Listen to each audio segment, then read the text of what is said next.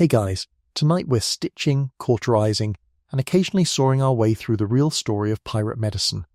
What actually happened when a cutlass, a musket ball, or a rogue splinter of oak found you 300 miles from the nearest doctor, on a ship where the only man qualified to help you learned his trade the same way most of his patients learned to swim, by being thrown in, and told to figure it out.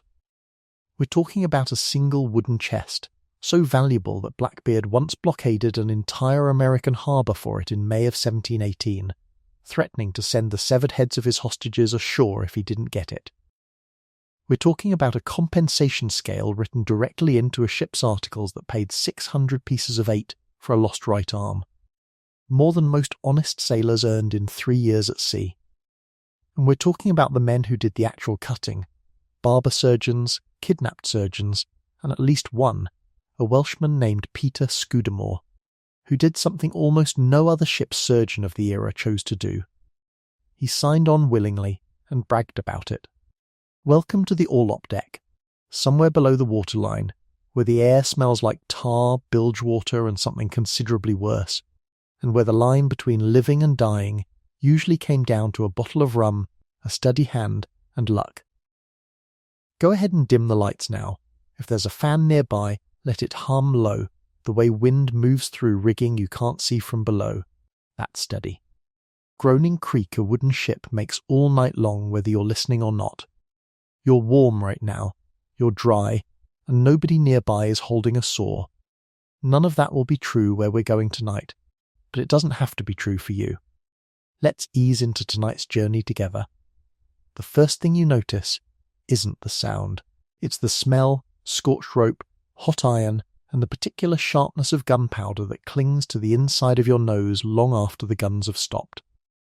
You're braced against the rail of a sloop somewhere in the Caribbean, sometime in the early 1700s, and the ship beneath you has just traded a broadside with a merchantman that decided foolishly to fight rather than strike her colours. You brace for the cannonball. You've heard the stories. You picture something dramatic, something almost noble, a clean shot taking a man's head clean off in front of his shipmates. Here's the thing, that's not what gets you. What gets you is the rail 6 feet to your left exploding into 100 wooden splinters the length of a man's finger, moving faster than a musket ball and considerably less predictably. Naval surgeons of the era, writing about combat wounds on wooden ships in general, consistently rated splinter injuries as more common and often more devastating than direct shot, because a single cannonball striking timber could scatter jagged fragments across a wide arc of deck, and there was no dodging a spray. One drives itself into your thigh with a sound like tearing canvas. You don't feel pain yet, you feel astonished. Your body, for about 4 seconds, refuses to admit that anything has happened at all, and in that gap between injury and understanding, you have just enough time to notice something absurd. The splinter has knocked your hat clean off, and some small, useless part of your brain is upset about the hat. Then the pain arrives, all at once, like a door slamming. You go down. Somewhere above you the fight is still going, you can hear boots. You can hear someone screaming an order about grappling hooks. But your world has narrowed to the throbbing wreckage of your leg, and a rising, cold nausea. A hand grabs your collar. Not gently. This is not the pirate version of a paramedic arriving with a calm bedside manner. This is a wiry young man named Gully, barely 20, the ship's surgeon's mate, hauling you toward the nearest hatch, because the fight isn't over and you are currently in the way. Up, or you'll be trod on, he says, which is not comforting, but it is accurate. And that's just the start of it. By the moment the shot strikes the rail beside you, everything about your day has already reorganized itself around a single question. Will you still have this leg by sundown? Gully drags you toward the companionway, and you get your first real look at him. Sun-cracked hands, a burn scar along one forearm from some earlier misadventure with hot tar, and a habit, you'll notice later, of humming tunelessly under his breath whenever things are bad, as though the noise itself were a kind of anchor. He is not a doctor. He has likely never set foot in a proper medical college in his life. On most pirate vessels of the Golden Age, roughly 1650 to 1730, a true university-trained physician was a rarity worth boasting about, and crews made do instead with barber surgeons, ship's mates who'd picked up the trade through apprenticeship, or men like Gully who learned by watching and occasionally by guessing. Congratulations, Gully is what you've got. You're not carried gently. You're half-dragged, half-walked down a ladder so steep it's really a glorified vertical hole, descending from the open air and the smoke into a darkness that swallows the daylight almost immediately. This is the orlop deck, the lowest deck on the ship that still has a floor, tucked below the waterline, and the air down here changes the instant you cross into it. It's warmer, wetter, it smells like bilge water, tar, gunpowder residue, and the sweat of 40 men who haven't properly washed in weeks, all mixed together into something that coats the back of your throat. You're not being taken to a hospital. You're being taken to whatever flat surface someone has cleared for the purpose, usually a sea chest, a mess table, or the deck itself with a folded sail beneath you if you're lucky. Here's what nobody tells you about sea battles. The fighting is often over in 20 minutes. The waiting is not. You're set down against a bulkhead, Gully's improvised bandage, a strip of someone's shirt, tied tight enough to make you wince, already darkening at the edges, and you wait. Around you, other wounded men are arriving, one by one, dragged or walking or carried between two shipmates, and the orlop deck begins to sound less like a battlefield and more like something out of a nightmare stitched together from moaning, muttered prayers and the occasional burst of surprisingly calm conversation, because shock does strange things to a man's tongue. A sailor named Corliss, missing most of 2 fingers, tells you cheerfully about a fight he was in years ago off Hispaniola, as though comparing notes on the weather. You'd laugh if you had the energy. Triage, such as it is, runs on a rough and unofficial logic. The men most likely to die fast go first. The men who can wait, wait. There's no chart, no clipboard, just the surgeon's judgment. Made in a dim, swaying room, by candlelight, with blood already on his hands from the last man. You watch him work from across the deck, an older man, sleeves rolled, moving with the flat, unhurried efficiency of someone who has simply run out of the capacity to be horrified. That's the surgeon proper, a man the crew calls Mr. Dench, and he does not so much as look up when a fresh casualty is set down screaming 6 feet from him. He's finishing someone else's leg. News arrives to you sideways, the way it always does when you're flat on your back and can't see the deck above. A ship's boy named Perrin, too young to fight, but not too young to run messages, comes skidding down the ladder to tell whoever will listen that the merchantman has struck her colours, that the boarding party took her without further losses, that the captain wants the surgeon's report by nightfall. You didn't see any of it happen. You only know it happened because a 14-year-old told you second-hand, breathless, already moving on to tell the next wounded man the same news, which is, more or less, exactly how information travelled through a fighting ship in the Golden Age of Piracy, unofficially, urgently, and mouth to mouth, because there was no other way to know anything you hadn't personally witnessed. By the time it's your turn, roughly 40 minutes have passed, though it feels considerably longer. Gully crouches beside you again, and this time you notice the tools laid out on a strip of canvas nearby, glinting faintly in the lantern light, probes, forceps, a curved needle already threaded with waxed silk, and, further down the row, tools you sincerely hope aren't meant for you. A bone saw among them, its teeth catching the light in a way that makes your stomach drop. Mr. Dench finally turns his attention your way, Niels, and examines the wound with fingers that are not gentle but are, you notice, remarkably sure of themselves. He grunts. "You'll keep the leg," he says, which should be reassuring. It is not entirely, because keeping the leg and this being pleasant turn out to be 2 very different promises. Here's the bad news. There is no anaesthesia waiting for you, not in the modern sense. What's available, roughly in order of preference, is rum, more rum, and, if the ship happens to have raided a well-stocked prize recently, a small and precious quantity of laudanum or raw opium, hoarded carefully because it is worth more than most things aboard, pound for pound. You get the rum. A lot of it poured down your throat fast enough that you cough half of it back up, and then a folded strip of leather is pressed between your teeth, not for show, not for drama, but because biting down on something keeps a man from grinding his own teeth to fragments during what comes next. 2 crewmen you barely know settle their weight across your shoulders and good leg. This isn't cruelty. This is the 18th century's answer to a surgical table with restraints. What Gully does next, you'll be grateful for later, though it doesn't feel like gratitude in the moment. While Dench works the actual wound, Gully stays at your head, one hand braced against your shoulder, and keeps up a low, steady stream of nonsense. Not comfort exactly, but noise, distraction. Something for your mind to grab onto besides the sensation of a probe searching for wood fragments buried in muscle. He tells you about a woman he once loved in Bristol who threw a fish at him. He does not stop talking.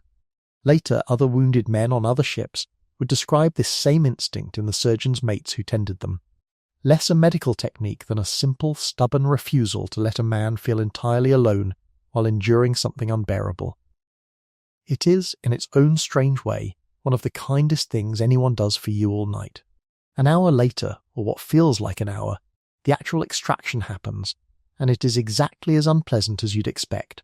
Forceps working 2 splinters free from muscle tissue, while you make sounds you didn't know you were capable of making, followed by Dench's needle drawing the wound closed with the same waxed silk thread used for sail making, because a suture is a suture, and a ship doesn't stock 2 separate kinds of thread for 2 separate purposes. The wound is packed and dressed with a cloth soaked in tar or oil, a crude but genuinely practical barrier against dirt and further contamination, given that nobody aboard has heard of germ theory and won't for another century and a half. What they have instead is generations of trial and error, and the accumulated unspoken understanding that a wound left open to the filth of a ship's deck festers faster than one that's sealed. By the second night, the real danger isn't the wound itself, it's what might grow inside it. Fever, swelling, a smell that changes from bad to something unmistakably worse. These are the signs every man on that all-op deck has learnt to dread. Because gangrene doesn't announce itself politely, and once it takes hold, the only remaining treatment is the one thing worse than the injury that caused it. You lie there for 3 days waiting to find out which kind of luck you've been dealt, drifting in and out of a rum-thinned sleep, listening to the ship move around you, and somewhere nearby, Gully checks on you twice a day without being asked to, unwrapping the dressing, sniffing it, an actual, if crude, diagnostic method of the time, and rewrapping it with the same quiet, tuneless humming. Here's something worth knowing before we go further, because it changes how you should picture this whole scene. Fights like the one that put you here were, statistically, not the most common way a pirate ended up on that all-op deck at all. Most targets a pirate crew approached simply struck their colours and surrendered the moment they recognised the flag bearing down on them, because the entire point of a fearsome reputation, black flag and all, was to make resistance look like the worst possible option before a single shot was fired. Historians studying the economics of Golden Age piracy have generally concluded that crews preferred intimidation to combat for entirely practical reasons. A damaged prize ship was worth less. A dead or wounded crewman couldn't fight the next battle, and gunfire drew unwanted naval attention from every direction. So when a merchant captain today decided, against all sensible advice, to fight rather than yield, the resulting violence tended to be sharp, brief, and disproportionately dangerous, precisely because it was rare enough that nobody aboard was fully prepared for it. You drew the unlucky day. Far more routine, and far less dramatic in the retelling, were the injuries that had nothing to do with combat at all. A topman named Ferris, 3 berths down from where you're now lying, broke his collarbone 2 months ago falling roughly 30 feet from the mainmast rigging during an ordinary sail change in choppy weather. An accident so common aboard any square-rigged vessel of the era that ships surgeons across the fleet, pirate and naval alike, treated fractures from rigging, falls as a routine, almost weekly occurrence rather than an emergency. Ferris heeled crooked, his shoulder sitting a half-inch lower than it used to, and nobody thought much of it, because a crooked collarbone that still lets a man haul rope was considered, by the standards of the day, a genuinely good outcome. Add to that the crush injuries from cargo shifting in rough seas, the burns from cooking fires that got away from the ship's cook in a swell, and the simple grinding wear of rope burns, blistered palms and salt-cracked skin that never fully healed on a long voyage. And you start to understand that Dench and Gully spent far more of their time on the unglamorous business of ordinary shipboard life than they ever spent on cannon fire and cutlass wounds. Combat was the exception. The daily grind of a wooden ship trying to kill its own crew by accident was the rule. Nobody has mentioned the rats yet, and somebody should. Down on the orlop deck, in the dark, with fresh blood on the deck boards and dressings that need changing every few hours, you are not the only thing in this compartment interested in the smell. Ship's rats present on every wooden vessel of the era in numbers that horrified even the sailors who'd lived among them for years, are drawn to blood-soaked bandages the same way they're drawn to the ship's biscuit stores, which they also ravaged with a persistence contemporary sailors complained about constantly in their journals and logs. Gully sleeps in a hammock slung practically over your head that first night, for exactly this reason, not out of tenderness alone, though there's some of that too, but because a wounded man left unwatched is a wounded man whose dressing might be disturbed before morning. You spend part of the night listening to small claws on wood somewhere just out of sight, which is, it turns out, a genuinely effective way to keep a frightened man awake, even through pain and rum. Here's a detail from the manuals themselves that might surprise you. This era of shipboard medicine wasn't quite as improvised as it can sound. Surgeons like Dench, if they were even modestly literate and modestly trained, likely worked from something resembling the standardized guidance found in texts such as John Woodall's The Surgeon's Mate, first published in 1617 and still circulating, copied and referenced aboard English and colonial vessels for more than a century afterward. Woodall's manual covered everything from treating gunpowder burns, a genuinely common injury caused by flash fires when stored powder ignited prematurely, or when a gunner got careless with a slow match near an open barrel, to instructions on amputation, scurvy, and the stocking of a proper medicine chest. It's not that pirate surgeons were inventing medicine from nothing in the dark, it's that they were applying a real, if primitive, body of accumulated knowledge under conditions that made following it properly almost impossible. The theory existed. The theory just didn't account for a swaying deck, failing light, and a patient who wouldn't hold still. What nobody on that orlop deck says out loud, though everyone down there is thinking it, is the actual math of survival. Medical historians studying amputation outcomes from this general period, working from the sparse records that survive, have estimated mortality rates for major limb amputations performed without anaesthesia or antiseptic technique landing somewhere between 1 in 4 and 1 in 2, depending heavily on the speed of the surgeon, the site of the cut, and, this part matters more than people expect, how quickly infection could be controlled afterward rather than the surgery itself. Speed wasn't showmanship. A surgeon who could remove a limb in under 2 minutes, and some genuinely prided themselves on exactly that skill, wasn't rushing for the sake of drama. He was racing against shock and blood loss, both of which killed men that are slower. Gentler approach might have spared from the cutting itself, but lost anyway to everything that came after it. You'll keep the leg tonight, but you won't sleep easily again for a while, and somewhere down the row, a man who came in an hour after you did will not be so lucky, and everyone on that deck will feel it happen even if they can't see it in the dark. You keep the leg. 3 weeks later you're walking with a stick and a limp you'll carry for the rest of your life, and here's the detail that might surprise you.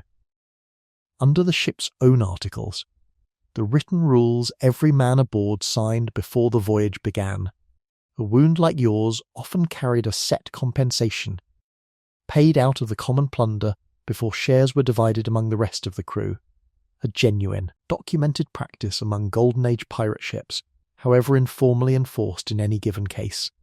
It won't undo the limp. But it means the ship, as an institution, has already decided your leg was worth something in hard currency before you ever went under Gully's needle. As for Gully himself, he survives the voyage without a scratch, which is more than can be said for the ship's carpenter. Lost overboard 3 weeks later in a storm nobody saw coming, but that's a different story, for a different night, and not one that belongs here. What strikes you, lying in that hammock with your leg wrapped in tar-stained cloth, isn't the horror of it, though there was plenty. It's the strange, stubborn competence of the whole operation. Men with no formal training, no proper hospital, no anaesthesia worth the name, managing again and again to keep each other alive through sheer improvisation and repetition. It shouldn't have worked as often as it did. And yet it did, often enough that ships kept sailing, kept fighting, kept surviving one battle to reach the next. None of the men who kept you alive tonight went to a medical college. None of them read Latin, most likely, or ever set foot inside a proper anatomy theatre in London or Paris. What they had instead was each other, a chest of borrowed and stolen instruments, and a body of knowledge passed hand to hand, ship to ship, wound to wound, refined by nothing gentler than repetition and necessity. Somewhere in that gap between how little they had and how much they managed anyway, there's something worth sitting with for a moment before we move on, because the man who taught men like Gully how to do this work in the first place wasn't a doctor either, not when he started. He was an indentured servant on a French sugar island who nearly starved to death before anyone taught him to hold a scalpel at all. He is standing over a wounded buccaneer somewhere on the coast of Panama in April of 1671, blood to his elbows, and the man on the ground in front of him is not going to survive the hour no matter what he does. Around them, a starving, exhausted raiding force is closing in on one of the wealthiest cities in the Spanish Americas. And the surgeon kneeling in the dirt has nothing left in his chest worth calling medicine. Most of it was used up days ago, on lesser wounds. On a march that has already cost this force more men to hunger and fever than it has yet cost to Spanish muskets. This is Alexandre Exquemelin, and by this point in his life he has already survived shipwreck, starvation, indentured servitude, and roughly 5 years embedded with some of the most violent men in the Caribbean. And none of it, strictly speaking, was his idea. This is the story of Exquemelin, the barber surgeon who very nearly didn't survive long enough to become one, and whose account of what he witnessed would go on to shape how the entire world understood pirates for the next 300 years. Rewind to 1666. Exquemelin, likely a young man from Honfleur in France, possibly a Huguenot, signs on with the French West India Company and sails for the island of Tortuga, off the coast of what's now Haiti, expecting steady work. What he gets instead, according to his own later account, is a French company that collapses almost the moment he arrives, leaving him indentured to a local plantation master he would describe, in his own words paraphrased here, as one of the cruelest men he'd ever encountered, a man who worked him half to death and starved him so severely that Exquemelin genuinely believed he would die on that island, and nobody forgotten at around 20 years old. Here's the twist nobody sees coming. His near-death experience is the thing that saves him. His master, worried about losing his investment, a sick indentured servant being of no use to anyone, sells him to a physician, who nurses him back to health and then, over roughly a year, teaches him the rudiments of surgery, in exchange for a debt of 70 pieces of 8 that Exquemelin will pay off with his own labour. It's not romantic, it's transactional, born of scarcity and convenience rather than mentorship in any warm sense. But it works. By the time his obligation is settled, Exquemelin has a trade, a genuinely valuable one on an island crawling with buccaneers who desperately need men who can dig a musket ball out of a shoulder without killing the patient in the process. Within a year of that freedom, Exquemelin does something that should sound familiar by now, with no other clear path forward, no family waiting for him back in Europe, and a skill that happened to be in extraordinarily high demand among exactly the wrong crowd, he joins the buccaneers of Tortuga. Not as a fighter, he says himself, in his later writing, that he was never much of a combatant, but as a surgeon embedding with crews that raided Spanish shipping and coastal towns under a patchwork of official and unofficial sanction. His first documented association is with the band of Francois Lolonai, a captain whose reputation for extreme cruelty towards Spanish prisoners was already, by most contemporary accounts, well earned. Exquemelin's own record of Lolonai's end is second-hand, pieced together, by his telling, from the sole survivor of an indigenous ambush that reportedly killed the captain around 1668. And he says so plainly, rather than presenting it as something he witnessed first-hand, which is more honesty than a lot of pirate chroniclers managed. Exquemelin's own path into surgery, unglamorous and half-accidental as it was actually the less common route among his fellow buccaneer surgeons. Under normal circumstances, becoming a ship's surgeon in this era meant a formal apprenticeship of roughly 7 years, during which a young man learned the trade under a master, starting with the most menial tasks imaginable. Grinding herbs into powders, rolling bandages, cleaning instruments, before he was ever trusted near a patient with a blade in his hand. But the demand for surgeons at sea was so relentless, and the supply so thin, that plenty of men who'd barely started that apprenticeship simply ran off to sea and quietly let a ship's captain assume they were fully qualified. Because the captain's only real concern, as more than one period source noted with some exasperation, was having somebody aboard willing to claim the job, credentials be damned. Exquemelin's own year of hurried, debt-driven training put him roughly in that same camp, undertrained by the standards of a proper guild, overqualified by the standards of a Caribbean buccaneering voyage that would take whoever it could get. Not every buccaneer surgeon of Exquemelin's generation ended up broke, forgotten, or dead.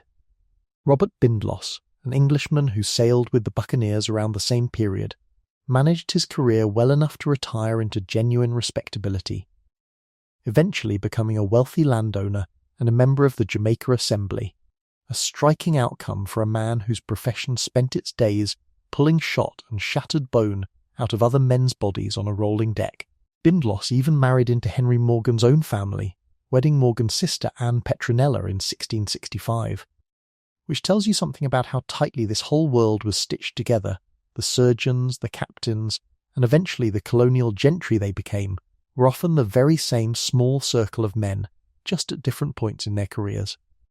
His temperament, by most surviving accounts, remained sharp enough that the Assembly itself eventually voted to throw him back out. Proof, if nothing else, that surviving buccaneering didn't necessarily make a man easier to work with afterward. Another surgeon of the same rough era, Richard Brown, offers a very different kind of story, one that says something uncomfortable about exactly how dangerous this work could be, even when the enemy wasn't Spanish at all. Brown arrived at Port Royal, Jamaica in 1668 as a medical officer aboard the Royal Navy frigate Oxford, which was subsequently chosen by Henry Morgan as his flagship for the planned assault on the Panama fleet. While the ship's officers dined together on the quarterdeck, the Oxford's powder magazine exploded without warning, from causes that were never fully determined, killing or drowning nearly the entire crew of roughly 200 men in a single catastrophic instant. Brown survived only because the blast itself threw him clear, hurling him into the sea, where he managed to cling to a floating fragment of the ship's own mizzenmast until rescue arrived. By the account preserved afterward, only 6 men and 4 boys of that entire crew were pulled from the water alive. Brown, a surgeon whose entire job was keeping other men from dying, very nearly became a casualty of the one kind of disaster no amount of medical skill could have prevented. By 1668, Exquemelin has moved into the orbit of a far more famous name, Henry Morgan, the Welsh privateer whose raids against Spanish holdings in the Caribbean would make him a legend and eventually a knight. Exquemelin's role, according to the fragmentary evidence historians have pieced together, was likely that of a barber surgeon attending to Morgan's forces, close enough to the action to later write about it in granular, occasionally scandalised detail, though not so close that Morgan considered him a confidant in any personal sense, a distinction that would matter enormously later. Here's the thing about being a surgeon rather than a fighter on a raiding expedition. You see everything, and you're asked to fix almost none of it in time. He's present, evidently, for Morgan's 1668 assault on Portobelo, a heavily fortified Spanish port on the coast of Panama, and again for the much larger, far bloodier expedition against Panama City itself in January of 1671, an overland march through jungle and swamp that left Morgan's force starving, exhausted and riddled with tropical fever long before they ever reached the city they'd come to. Sack. Picture roughly 1,400 men, by most historical estimates, hacking through terrain that offered no easy food and considerable danger, arriving at their target already half ruined by the journey itself. Exquemelin's job, in the middle of all that, is unglamorous in the extreme, treating burns, infected blisters, dysentery, and the assorted injuries of men who are simultaneously starving, exhausted, and about to fight a pitched battle. According to his own later account, the march grew so desperate for food at points that the buccaneers resorted to boiling and eating strips of leather cut from their own bags and satchels, softening the hide over a fire until it was chewable, then swallowing it in pieces washed down with river water, simply to have something, anything, moving through an empty stomach. It is the kind of detail that sounds almost too grim to be real, and yet it's exactly the sort of unglamorous, specific misery that separates Exquemelin's account from the more polished, heroic pirate narratives that would come along generations later. He does not record himself as a hero of that day. He records himself, mostly, as an exhausted man doing an exhausting job, tending to blistered feet and failing stomachs while everyone around him, himself included, waited to find out if there would be a city left to plunder once they finally arrived, or simply a battle waiting to finish off whoever survived the walk. 3 years later, in 1674, Exquemelin leaves the buccaneers behind, crosses back to Europe, and settles in Amsterdam, where, and this detail tends to surprise people, he actually goes on to formally qualify as a surgeon, his name appearing on the official 1679 register of the Dutch Surgeons' Guild. The man who learned his trade under threat of starvation on a Caribbean sugar island ends up, eventually, with the paperwork to prove he'd earned it the hard way twice over. He isn't finished with the sea either. Records place him back in the Caribbean decades later, in 1697, serving as a surgeon on the French assault on Cartagena. Proof that whatever else piracy had cost him, it hadn't cost him his stomach for the work. But here's what actually made Exquemelin's name outlast almost everyone he'd sailed with. In 1678, back in Amsterdam, he publishes De Americensi Zeeroovers, a first-hand account of his years among the buccaneers, and it becomes, almost immediately, one of the single most important surviving sources on the entire era of Caribbean piracy, later translated, reprinted, and pored over by historians for the next 3 centuries. It's not a flattering book, particularly toward the Spanish, whom Exquemelin clearly despised, and it wasn't universally beloved by its subjects either. Henry Morgan, by then a respected colonial official back in Jamaica, was reportedly furious at how the book portrayed him, so furious that he successfully sued Exquemelin's English publishers for libel, winning £200 and forcing revisions to future editions. A reminder that even 300 years ago, nobody enjoyed reading an unflattering account of their own career, least of all a man who'd since gone respectable. What Exquemelin's account also happens to preserve, almost as an aside buried in his description of how a buccaneering voyage was organised, is one of the earliest and most precise surviving records of exactly how these crews compensated their wounded, a detailed schedule stating, in his own paraphrased terms, that a man losing his right arm was owed 600 pieces of 8 or 6 enslaved.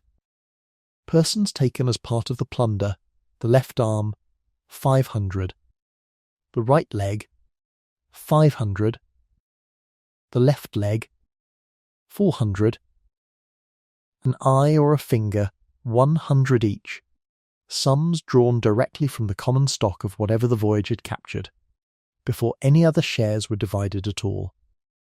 It's an uncomfortable detail in an uncomfortable document, tangled up with the era's brutal entanglement in slavery, even as it describes something that functioned, in its own limited way, like the earliest form of workplace injury compensation most of these men would ever encounter in their lives. It's worth pausing here to note what Exquemelin himself was actually paid for all of this, because it says something about how buccaneering crews valued the surgeon's role compared to everyone else aboard. Unlike ordinary crew members, who split whatever plunder remained after expenses according to a share system tied to rank and role, surgeons were frequently granted a set sum drawn from the common stock before the general division even began, a kind of retainer, paid for keeping the crew alive and fighting, on top of whatever ordinary share he was also entitled to once that was settled. It's not a fortune by the standards of a successful raid, where a single captured galleon might yield plunder worth tens of thousands of pieces of eight split among a crew. But it recognised something the men clearly understood instinctively, even if nobody wrote it into a formal economic theory. A ship without a surgeon was a ship that lost far more men to ordinary misfortune than one that had. Even a half-trained barber surgeon aboard willing to try. Exquemelin's own later writings suggest he never became wealthy from his buccaneering years in the way some of his fellow surgeons did. What he gained instead, whether he recognised it at the time or not, was a story nobody else was positioned to tell quite the way he could. Some of the most genuinely useful medicine Exquemelin ever practiced, in fact, likely didn't come from his year of hurried European-style training at all. Buccaneer crews moved constantly through territory where European medical knowledge simply had no answers. Venomous snake bites, tropical fevers that killed within days, infections that responded to nothing in a standard surgeon's chest. And surgeons operating in the Caribbean during this period, Exquemelin among them by most historians' reading of his own text, routinely absorbed treatments learned from indigenous Caribbean peoples and from enslaved and free Africans living throughout the region, whose accumulated knowledge of local plants, poultices and fevers frequently outperformed anything a European medical education of the 1660s could offer. This wasn't advertised as a virtue at the time. If anything, buccaneer writers of the era tended to mention such borrowed remedies almost in passing, without crediting the depth of expertise behind them, a bias common to nearly every European account of this period, and one worth naming plainly rather than politely stepping around. But the practical reality on the ground was this: a surgeon willing to learn from local knowledge, rather than relying solely on what a Dutch or English apprenticeship had taught him, treated his patients more effectively than one who wasn't. Necessity, as it so often did aboard these voyages, quietly overruled prejudice. There's a particular irony worth sitting with in the fact that a man who spent 5 years treating buccaneers eventually became a fully credentialed member of the Dutch Surgeons Guild. His name entered onto the official 1679 register in Amsterdam, alongside physicians who had never set foot outside Europe, let alone crossed an ocean to dig a musket ball out of a dying stranger by lantern light. Guild membership meant something concrete in this period: the right to practice openly, to train apprentices of his own, to be taken seriously by patients who had never heard the word buccaneer spoken with anything but horror. Exquemelin had, in effect, laundered a criminal apprenticeship into a respectable European medical career, and he wasn't finished yet. Records place him back at sea nearly 2 decades later, in 1697, this time serving as a surgeon aboard a French expedition against the heavily fortified Spanish port of Cartagena, proof that whatever the Caribbean had cost him in his 20s, it hadn't cured him of a willingness to go back into harm's way for a paycheck when the opportunity arose. Few men who survived the buccaneering years ever chose to return to that life voluntarily. Exquemelin evidently did. His book, once it appeared, spread with a speed that says a great deal about how hungry 17th century Europe was for exactly this kind of material, first in Dutch, then rapidly translated into Spanish, German, English and French, each edition slightly different. Some publishers adding their own embellishments or trimming details they found distasteful, so that the true original text became, within a generation, tangled up with material Exquemelin never actually wrote. This matters, because it's worth treating Excamelon's account with the same careful eye you'd want turned on any single eyewitness telling a dramatic, self-involved story about his own younger years, decades after the fact, for a paying audience eager for scandal. Where his account can be checked against other surviving records, court documents, colonial correspondence, the testimony of men who served alongside the same captains, it holds up reasonably well on the broad strokes, even if individual conversations and dramatic flourishes were almost certainly sharpened for effect. Historians generally treat him as a genuinely valuable primary source, while still reading his most vivid personal anecdotes with a raised eyebrow rather than as settled, unimpeachable fact. What strikes you about Excamelon's life, taken as a whole, isn't really the violence, though the book is full of it. It's the sheer improbability of the path a starving indentured servant, taught surgery essentially as an act of financial self-interest by a stranger, ends up as one of the only literate eyewitnesses to one of history's most mythologized criminal subcultures, and in writing it all down, in his own unglamorous, occasionally bitter, occasionally very funny prose, ends up shaping how every pirate story told after him would be understood. He didn't set out to become the man who defined the Golden Age of Piracy for the next 300 years. He just wanted to stop being hungry, and then, once that was solved, to stop being poor, and then, somewhere along the way, simply to survive whatever came next. Sometimes that's how history gets written, not by the men swinging the cutlasses, but by the man crouched beside them, blood to his elbows, trying to keep them alive long enough to swing again. He was, by the end of it, one of the very few men to walk out of that world and turn it into a career on paper rather than a shallow grave on some forgotten stretch of Caribbean coastline. Exquemelin walked away from the buccaneers, with his life, his trade, and eventually his reputation intact.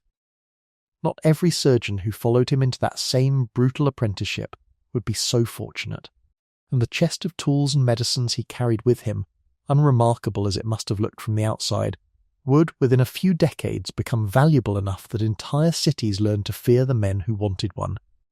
The smell hits you before anything else does, the way it always does with that chest. Camphor, dried herbs gone slightly musty in the humidity, the sharp bite of spirits of wine, and underneath it all, something faintly sweetish and medicinal that you'll later learn is a compound of honey and vinegar called oxymel, used for everything from coughs to wound cleaning. You're 17 years old, newly and unwillingly attached to this ship's surgery after your merchant vessel was taken 3 weeks ago off the Windward Passage, and you have a name, Whit, short for Whitmore, a fair hand for reading and figures thanks to 18 months apprenticed to an apothecary back in Bristol before your family ran out of money to keep you there, and absolutely no say in the matter of whether you wanted this job. The surgeon, a weathered, sharp-tongued man everyone calls Mr. Cobb, took one look at your apothecary training during the after-capture inspection of the prize crew, and decided, on the spot, that you were more useful alive and working than dead or ransomed. Congratulations, you are now a loblolly boy, and this chest, a genuine, iron-strapped wooden medicine chest, the kind captains bragged about owning, is now your responsibility to know, inside and out, whether you like it or not. Before Cobb teaches you a single treatment, he teaches you your own job title, and it turns out to be funnier than you expected.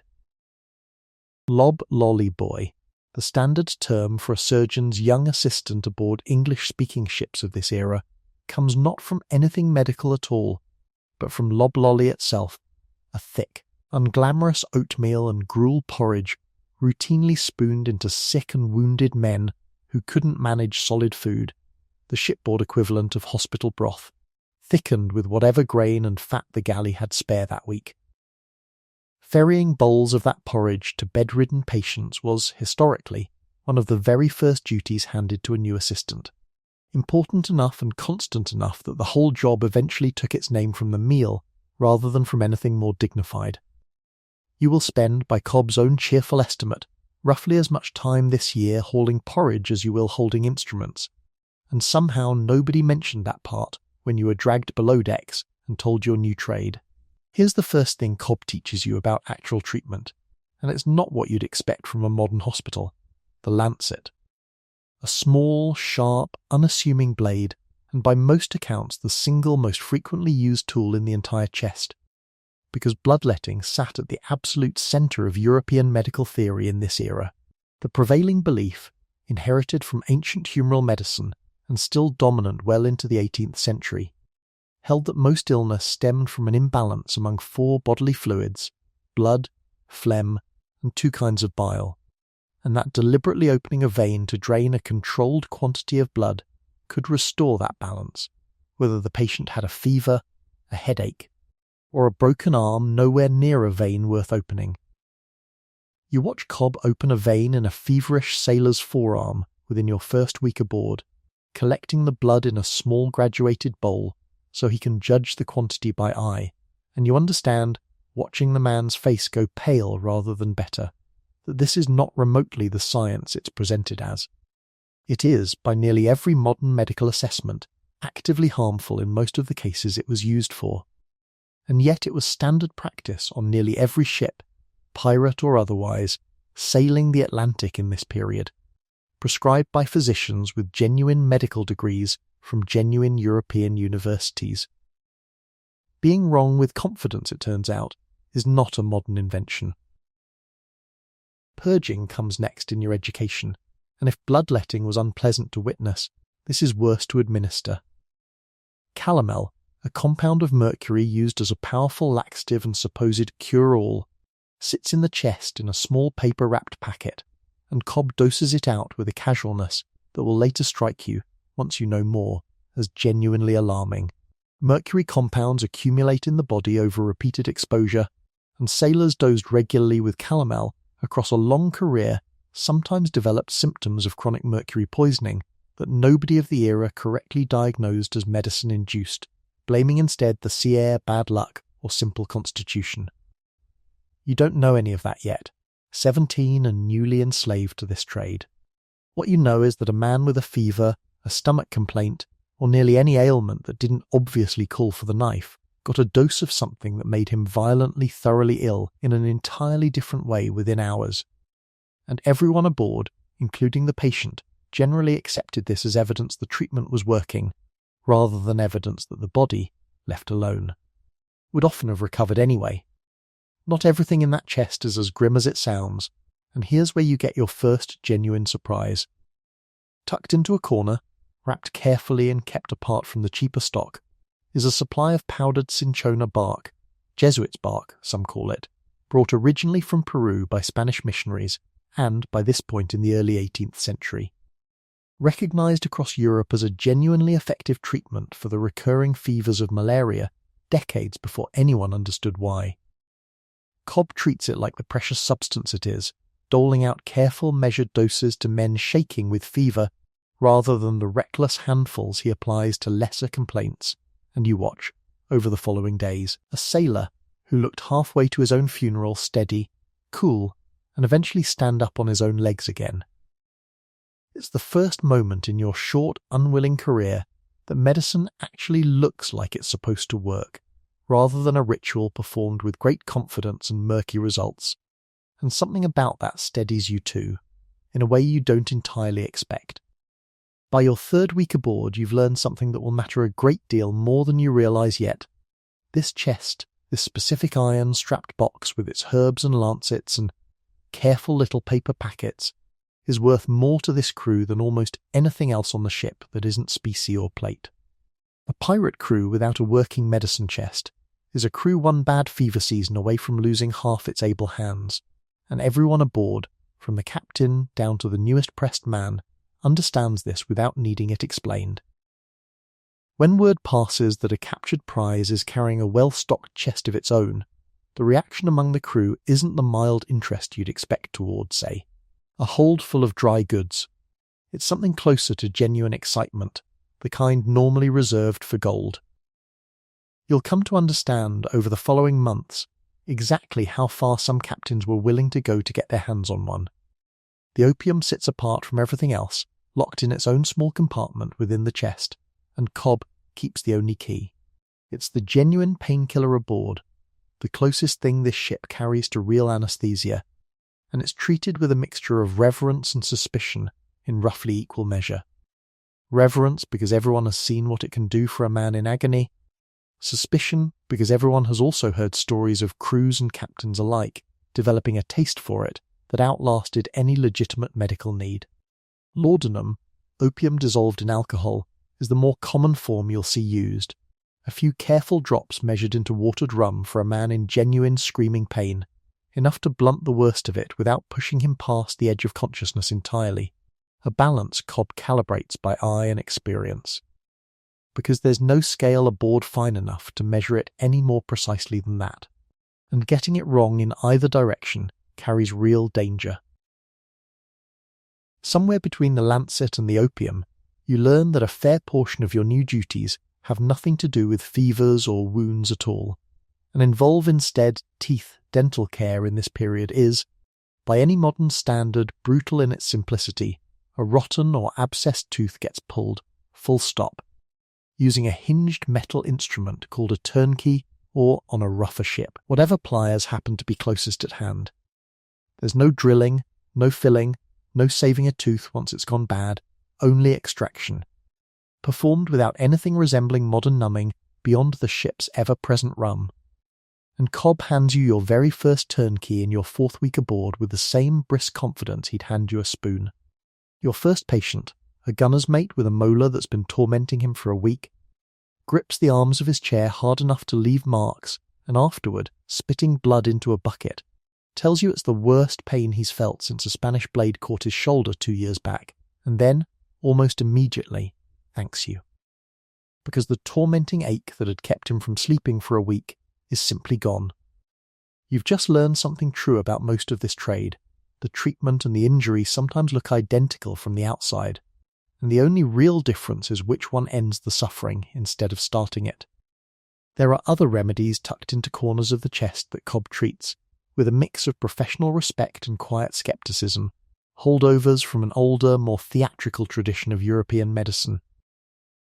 A small jar of Mithridatium, a legendary compound cure all supposedly dating back to an ancient king who dosed himself against poison, sits mostly untouched. It's dozens of ingredients.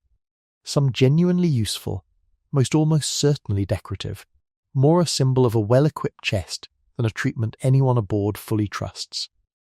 Venice treacle, a similarly ancient and similarly elaborate compound, gets slightly more use, mainly because tradition says it can do no harm even where it does no particular good either. You'll notice over your months aboard that Cobb reaches for these old grand remedies rarely, and reaches for rum, bark, and a clean blade constantly, a quiet, practical verdict, delivered through habit rather than words, on which parts of European medicine actually worked, and which parts had simply survived, because nobody had gotten around to questioning them yet. Rum, meanwhile, does more work aboard this ship than almost any other substance in the chest, and it isn't even technically part of the medical stores, it's simply everywhere. The ship's general purpose currency, comfort, and crude antiseptic, all bundled into one barrel. Wounds get doused in it before dressing, on the reasonably sound if accidentally discovered logic that high-proof spirits discourage the kind of putrefaction nobody yet understands as bacterial. Men in pain get it poured down their throats before Cobb picks up a blade. Men celebrating a successful prize get considerably more of it than that. Here's the pirate version of a fully stocked pharmacy, dental office, and tavern all sharing the exact same storeroom, and somehow, against every modern expectation, it mostly works, or at least works often enough that nobody aboard has any better alternative to suggest. You learn too that Cobb isn't actually the only source of medical knowledge aboard, whatever his official title suggests. The ship's cook, a broad, unhurried man named Prosser, who lost 2 fingers to a cleaver years before you ever met him, keeps his own modest store of remedies in the galley, vinegar for cleaning surfaces and occasionally wounds when the surgery is too crowded to reach quickly, garlic pressed into a poultice for infected cuts on the strength of old country tradition rather than any formal training, and a bone-deep, practical understanding of which foods settle a queasy stomach and which make things worse. When Cobb is elbow-deep in a more serious case, and 3 lesser complaints awaiting, it's often Prosser's galley, not the surgery, that handles the overflow, and nobody aboard considers this improper or strange. Medicine on a ship this size was never really one man's exclusive trade. It was a patchwork, stitched together out of whoever happened to know something useful, and Prosser, it turns out, knew quite a lot. The chest nearly doesn't survive its own ship, and you learn exactly how much that would have cost everyone the night a squall catches the vessel broadside somewhere off the Bahama banks 6 weeks into your service. Water comes down the after hatch in sheets. The surgery, really just a curtained-off corner of the orlop deck, floods ankle deep within minutes, and you find yourself wading through freezing seawater in the pitch dark, arms wrapped around the chest itself, hauling it bodily onto the highest dry surface you can find before the contents are ruined beyond saving. Cobb finds you there afterward, soaked through, shaking, the chest safely wedged between 2 barrels above the waterline, and says nothing for a long moment before simply nodding once, which from a man like Cobb amounts to genuine praise. You don't fully understand, in that moment, just how close the entire crew came to losing every fever remedy, every suture, every ounce of pain relief aboard to a few feet of seawater. But you understand it better a month later, when you hear second-hand, from a sailor freshly transferred off another vessel, about a ship whose medicine chest had been ruined in exactly that way during a storm, and whose crew spent the following 3 months treating every wound and fever with nothing but rum, prayer, and whatever the cook's galley happened to have on hand. Even scurvy. The slow, grinding disease that will claim more sailors across the whole era of sail than combat ever does, gets a modest, half-understood corner of your attention here, though nobody aboard yet has the full answer for it.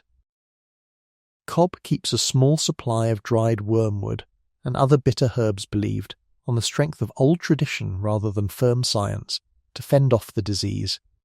And he's heard the same rumour every experienced sea surgeon of this period had heard, that fresh citrus fruit seemed somehow to help, without anyone having yet proven it clearly enough for the theory to become standard practice across the fleet.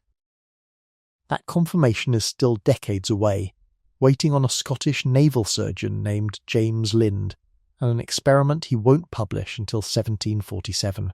For now, aboard this ship, in this year, prevention means opportunistic scavenging, fresh fruit and vegetables taken eagerly from any prize or port call, not because anyone fully understands why it helps, but because enough captains and surgeons have noticed, empirically, that it does.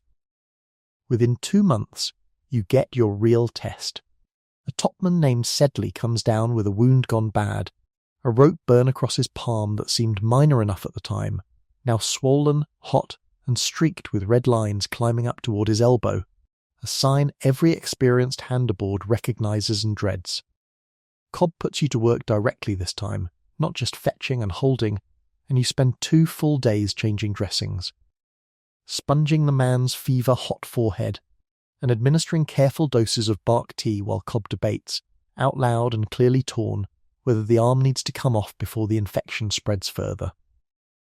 You find yourself somewhere in the second sleepless night, talking to Sedley the way Gully once talked to a wounded man on another ship entirely, not about anything important, just noise, just company, just proof he isn't facing this alone in the dark. The arm, in the end, stays attached. Sedley keeps it, keeps his life, and 3 months later claps you on the shoulder with that same hand and calls you Dr. Witt as a joke that isn't entirely a joke anymore. The instruments themselves, laid out and inventoried under Cobb's watchful eye, become a kind of vocabulary you learn by heart, probes for locating buried shot or splinters, forceps for extracting them, a curved suturing needle, a tourniquet, retractors, and, at the bottom of the chest, wrapped separately in oiled cloth, the capital saw, the amputation saw, its teeth fine and closely set. Built for cutting through bone as cleanly and quickly as possible. You handle it exactly once during your first 2 months, cleaning it after use, and the weight of it in your hands, lighter than you expected, heavier than you wanted it to be, tells you everything you need to know about what it's actually for. By the time you've been aboard 6 months, the chest has thinned considerably. Bark supplies running low, opium nearly gone, the easy plunder of a well-stocked prize having dried up weeks ago, and you watch Cobb grow visibly tighter, more careful with every dose, rationing what's left the way another man might ration fresh water in a drought. It's here, watching your surgeon's face as he counts the last of the cinchona bark against the number of fever cases still aboard, that you finally understand something that will matter enormously to men and ships you've never even heard of yet, in ports you've never seen. This chest isn't just useful. It is, in a very real sense, one of the most valuable things this entire crew owns, and there are captains out there right now willing to blockade a harbour, hold hostages, and threaten murder over one exactly like it. You'll stay aboard as Cobb's assistant for the better part of 2 years, in the end, long past the point where anyone still calls you a pressed man, rather than simply the surgeon's mate. Whether you ever entirely chose this life or simply stopped resisting it is a question you don't examine too closely, most days. What you do know, by the time Cobb finally starts trusting you with a lancet of your own, is that you've become genuinely good at something that matters, that a wounded man's fear eases, just slightly, when he sees your face bending over him instead of a stranger's, because by now half this crew has watched you change their dressings, spoon lobbly into their mouths when they couldn't feed themselves, and sit up through their worst nights without complaint. Nobody signed articles promising you'd matter to them. It happened anyway, the way it tends to among men who have no one else out here but each other. You'll carry that chest's lessons with you long after you leave this ship, whichever way that eventually happens, pardon, capture, or simply enough prize money to walk away. What you won't carry, not really, not the way you expect to at 17, is any illusion that this trade was ever about heroics. It was about porridge, and lancets, and counting bark against fever cases. And a boy who didn't ask for any of it learning, slowly that competence under pressure is its own kind of courage, quieter than the kind in songs, but no less real for that. Years later, hearing sailors in a tavern somewhere argue about which captain had the finest medicine chest afloat, you'll find yourself smiling into your cup, because you already know something they don't. It was never really about the chest. It was about who was kneeling beside it when you needed them. The chest that mattered most in the whole history of pirate medicine wasn't aboard a pirate ship at all. It was sitting, at that particular moment in May of 1718, somewhere inside the city of Charleston, South Carolina, and roughly 300 armed men, anchored at the mouth of its harbour, wanted it badly enough to hold an entire port hostage to get it. Samuel Wragg did not expect, when he boarded a ship bound for London in the middle of May 1718, that he would spend the coming week as a hostage of the most feared pirate in the Atlantic. The morning began, by every account of colonial travel in this period, with nothing more dramatic than the usual bustle of departure, cargo checked, provisions loaded, a small boy underfoot and excited about the voyage in the particular way small children are excited about things their parents find merely stressful. Wragg was a member of the Executive Council of the Province of Carolina, a wealthy and well-connected man, travelling with his 4-year-old son William, and by any reasonable expectation of colonial travel in this period. The greatest danger facing his voyage should have been rough weather. Instead, somewhere near the mouth of Charleston Harbour, his ship was overtaken by a squadron flying no colours that offered any comfort at all, commanded by a man most of the Atlantic world had already learnt to fear by name alone.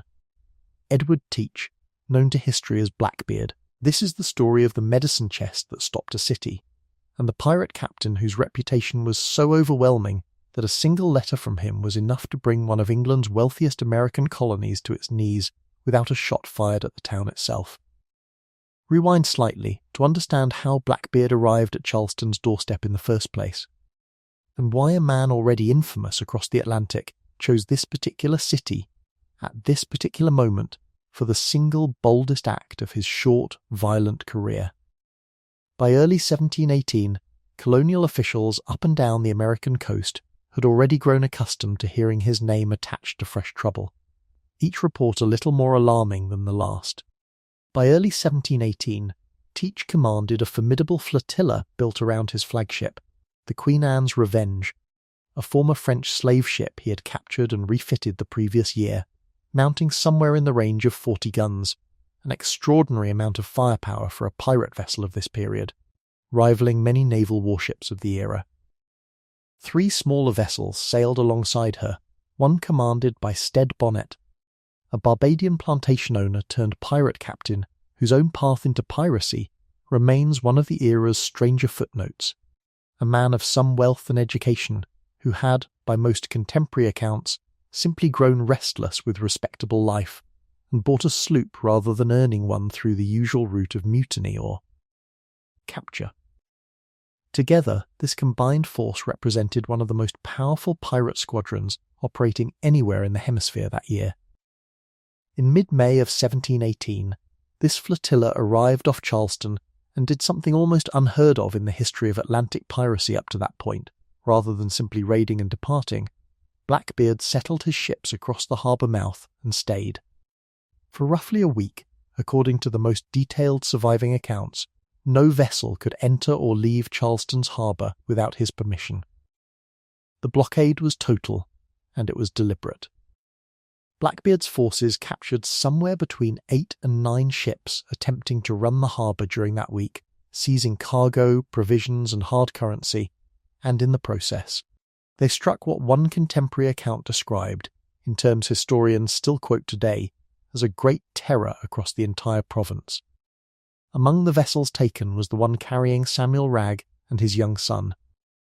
And here, the story takes the turn that makes it genuinely unusual among pirate hostage takings of the era, because when Blackbeard sent his demands ashore to the colony's governor, Robert Johnson, he did not ask for gold, or silver, or safe passage, though accounts differ slightly on whether a chest of currency was requested alongside it. What he demanded, as the price for the hostages' lives, was a chest of medicine. Why medicine, specifically, remains one of the genuinely disputed points in this story, and it's worth saying so plainly, rather than pretending certainty where the record doesn't support it.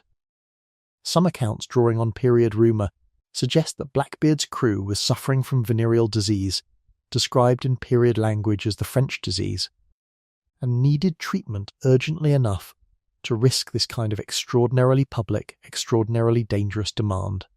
Others point to the more mundane and arguably more likely possibility that any long-serving pirate crew, worn down by wounds, tropical fevers, and the general grinding attrition of shipboard life, would have had a chest running desperately low regardless of any single dramatic ailment, and that Blackbeard simply recognised, with the same practical eye every ship's captain of this era shared, that a working medicine chest was worth more to his crew's continued survival than an equivalent value in coin. There's a third possibility worth naming too, less dramatic than either, that after months of active cruising along a coastline crawling with hostile Spanish patrols, colonial militias, and the ordinary hazards of shipboard life, Blackbeard's own surviving surgeon, whoever he was, no name for this particular man survives in any record historians have recovered, had simply run out of the basic tools of the trade, bark for fever, opium for pain, dressings for wounds that hadn't yet had the chance to heal. Whichever explanation is closer to true, and the honest answer is that nobody alive today can say for certain, the demand itself tells you something important. Even the most feared pirate captain in the Atlantic understood that gold couldn't fix a fevered, wounded crew, but a properly stocked chest might. Governor Johnson, by every surviving account, was reluctant to comply, and understandably so. Negotiating with a pirate holding a councilman and a 4-year-old boy hostage was not a position any colonial governor wanted to be seen occupying, and complying set a precedent no colony wanted other pirates to notice.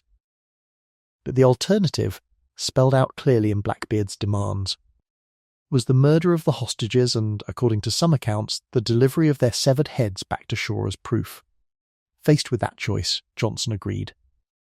What happened next very nearly turned tragedy anyway, through nothing more dramatic than ordinary human incompetence. The envoys tasked with actually delivering the ransom chest to Blackbeard's waiting ships, rather than moving with the urgency the situation demanded, spent several days ashore in what several accounts describe, with a certain dry disbelief as carousing, drinking, delaying, and generally failing to grasp that a pirate fleet holding hostages at the harbour mouth was not a situation that improved with patience. Blackbeard, waiting aboard the Queen Anne's Revenge with a captive councilman and a small child, grew furious at the delay, and multiple accounts suggest he came close to making good on his threat before the chest finally arrived. When it did arrive, the exchange itself was almost anticlimactic after everything that preceded it. Blackbeard received his chest of medicine, and, true to whatever code of practical mercy pirates of this era genuinely seemed to follow when a bargain had actually been struck and honoured, he released Rag, his son, and the other hostages unharmed, though according to the most detailed surviving accounts, stripped of their clothing and valuables before being sent back to shore. A final, almost petty indignity layered onto a week of genuine terror. Blackbeard's Charleston blockade would go down as arguably the single most audacious act of his career. A moment when a single pirate captain brought one of England's wealthiest American port cities to a complete standstill for a week, purely on the strength of reputation and a willingness to follow through on threats that most captains, pirate or otherwise, would have found unthinkable. It also, in hindsight, marked something closer to the peak of his power than anyone watching it unfold could have known at the time. Within 6 months, by November of 1718, Blackbeard would be dead, killed in a brutal close-quarters fight near Ocracoke Island in North Carolina at the hands of a Royal Navy lieutenant named Robert Maynard, who had been specifically dispatched to end his career for good. That fight, and the manner of Blackbeard's death, deserves its own careful telling, because the popular legend that's grown up around it over 3 centuries has drifted considerably from what the surviving documentary evidence actually supports. Maynard's expedition against Blackbeard was authorised by Virginia's governor, Alexander Spotswood, who had grown alarmed enough by the pirates' presence along the Carolina coast, and by rumours of continued alliance between Blackbeard and corrupt colonial officials in North Carolina, that he dispatched 2 sloops, the Ranger and the Jane, under Maynard's command, carrying a combined force of roughly 60 men.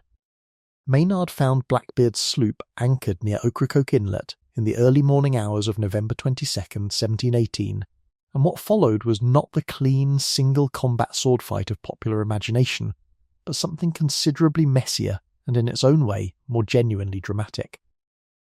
Maynard's initial approach, according to the most detailed surviving accounts, went badly.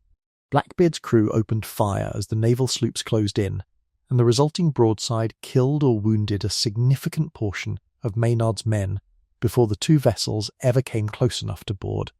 A sharp, costly reminder that whatever legend later made of Blackbeard's fearsome reputation, the man himself commanded a genuinely capable fighting crew, not merely a frightening name.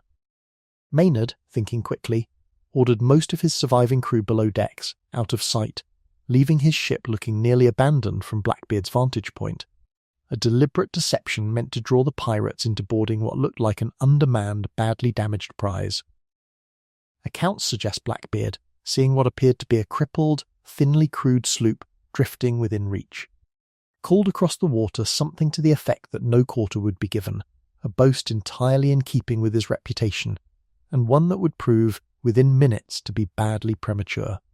It worked. Blackbeard's men swarmed aboard, and Maynard's hidden crew rushed up from below to meet them in exactly the kind of brutal close-quarters melee that period cutlasses and pistols were built for.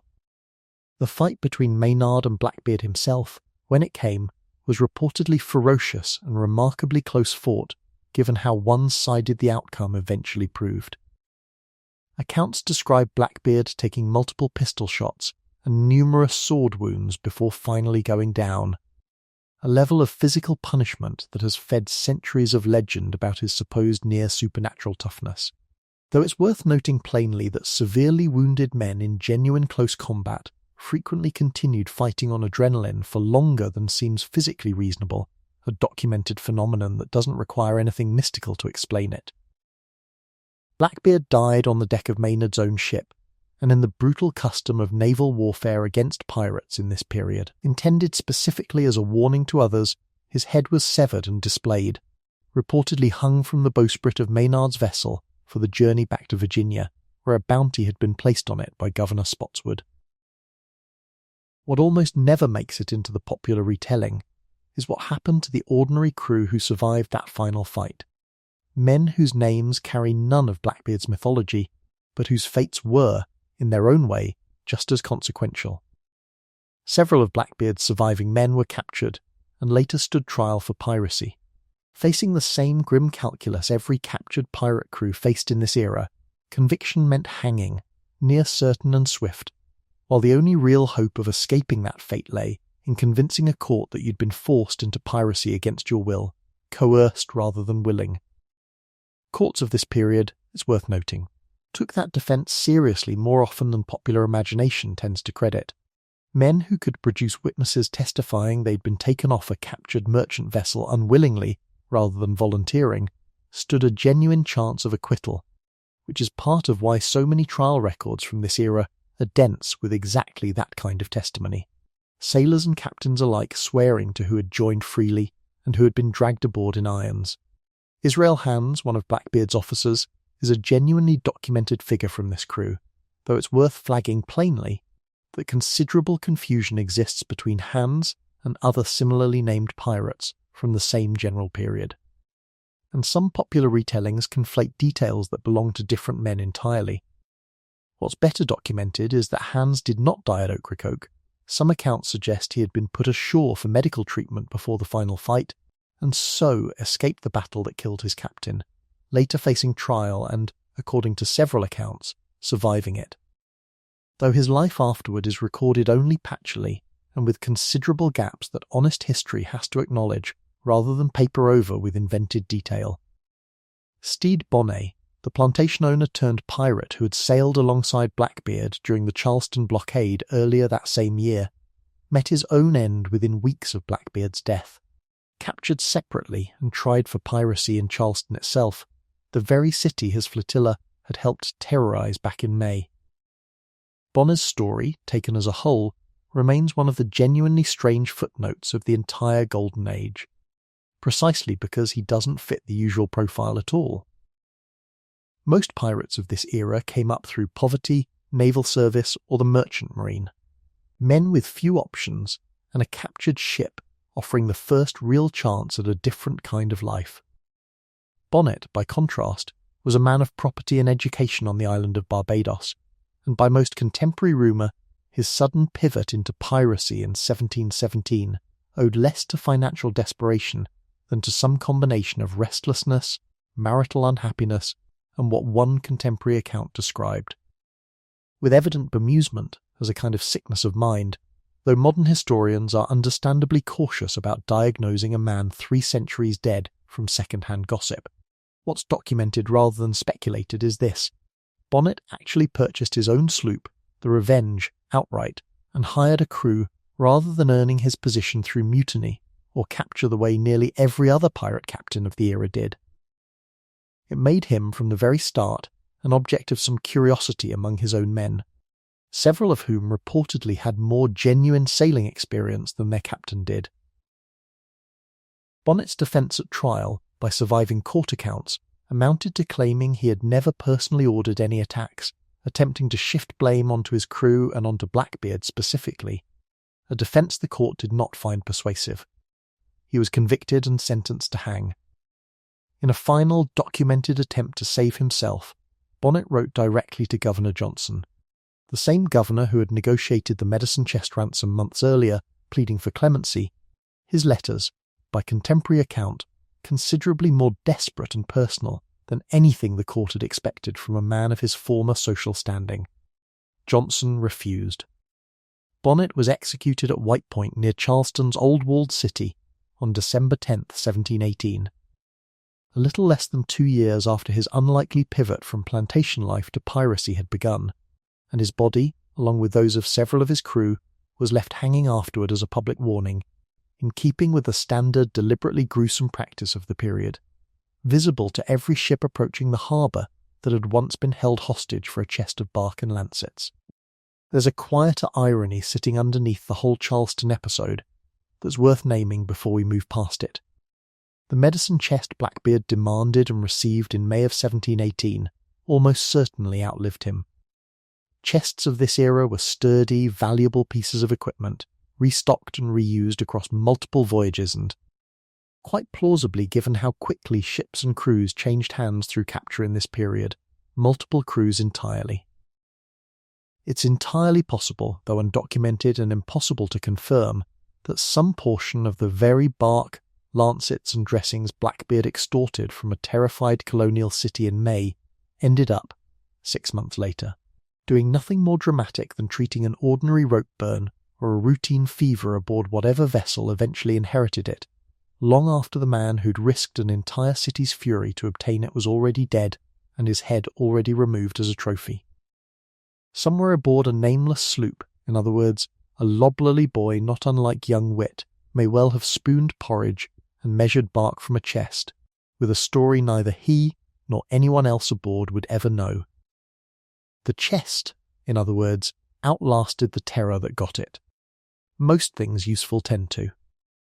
What makes the Charleston blockade worth remembering, 3 centuries later, isn't really the violence of it, brief and largely bloodless as the actual confrontation turned out to be. It's the strange, specific detail at the centre of the whole episode, that the most feared pirate captain in the Atlantic, a man whose name alone could apparently paralyse an entire colonial port for a week, chose to risk everything not for gold, not for revenge, but for bandages, bark, and the ordinary, unglamorous tools of keeping his own men alive. Even legends, it turns out, spend a surprising amount of their energy on the same grinding, practical problems as everyone else. There's one more thread worth pulling before we leave Charleston behind, because it connects directly to the darkest chapter of everything this chest was meant to prevent. Whatever medicine finally changed hands that week in May, it arrived, by any honest accounting, too late to help the men who'd already died of wounds and fever in the weeks before the blockade began. Men whose names don't survive in any record, folded quietly into the vague, uncounted category of lost at sea that swallowed so much of this era's ordinary suffering. The chest that stopped a city couldn't undo what had already happened aboard ship in the months leading up to it. It could only, at best, buy time for whoever was still fighting to survive when it finally arrived. That's not a small thing. It's also not everything, and it's worth sitting with that gap for a moment, rather than smoothing it over with a tidier ending than the record actually supports. The men who'd already been lost belonged to a different, older, harder story. The one about what actually happened once a wound went past the point any chest of bark and lancets could fix, and a surgeon had to reach, instead, for the sore. That story doesn't have a chest full of medicine at its centre, or a colonial governor to negotiate with. It has a length of rope, a folded strip of leather clamped between someone's teeth, and roughly 2 minutes in which everything about a man's remaining life would be decided. The smell of hot iron reaches you before you've even fully woken, and for one disoriented moment you think, hopefully, that it's just the galley fire being tended early. It isn't. You're lying on a folded sail spread across the mess table, and the last clear thing you remember is a Spanish grapeshot round tearing through the rigging above you 3 hours ago, and a piece of it opening your calf down to bone. Now there's a tourniquet knotted tight above your knee. Your leg has gone the colour and temperature of something that no longer entirely belongs to you, and the ship's surgeon, a broad, unsmiling man everyone calls Mr. Hale, is holding your gaze with an expression you've learned, over your 11 months aboard, means nothing good. By the time you're fully conscious of your surroundings, roughly 6 hours have already passed since the grapeshot struck, most of them lost to a fevered half-sleep you don't remember entering. Someone, you'll learn later it was the same loblolly boy tending the brazier now, has been checking your pulse every quarter hour through the night, waking you gently each time, just enough to confirm you're still tracking sound and light. A crude but genuinely sensible early warning system for the kind of sudden decline that could otherwise kill a wounded man in his sleep without anyone noticing. Until morning. It comes off, Hale says. Not cruelly. Just flatly, the way a carpenter might tell you a mast is beyond saving. You already knew, somewhere underneath the fever and the rum they've already started pouring into you, but hearing it said aloud lands differently than fearing it privately. Here's the bad news nobody softens for you. Gangrene doesn't negotiate, and a leg gone black past the knee, with the telltale sickly sweet smell already rising off the wound, kills the whole man within days if the surgeon doesn't remove it first. The choice in front of you isn't really a choice at all. It's a leg, or it's everything. There's a version of this moment you'd imagined, somewhere in the back of your mind, back when this was still an abstract fear rather than the actual thing happening to you. A version with more discussion, more comfort, perhaps even a moment of genuine choice. What you get instead is Hale's flat professional certainty and the clear, unspoken understanding that debating the point any further only burns time you don't have. There's a strange mercy buried in that bluntness, though it doesn't feel like mercy yet.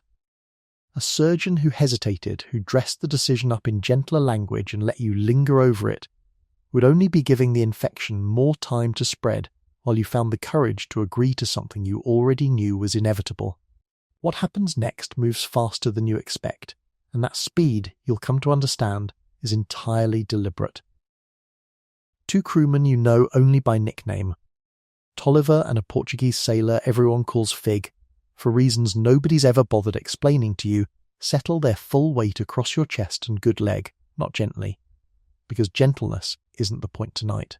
A leather strap, worn smooth by dozens of mouths before yours, gets pressed between your teeth. You bite down before anyone tells you to. Somewhere to your left, a young loblolly boy you don't recognise is stoking a small brazier, heating an iron to a dull glowing orange, and you understand, with a fresh wave of nausea, exactly what that's for.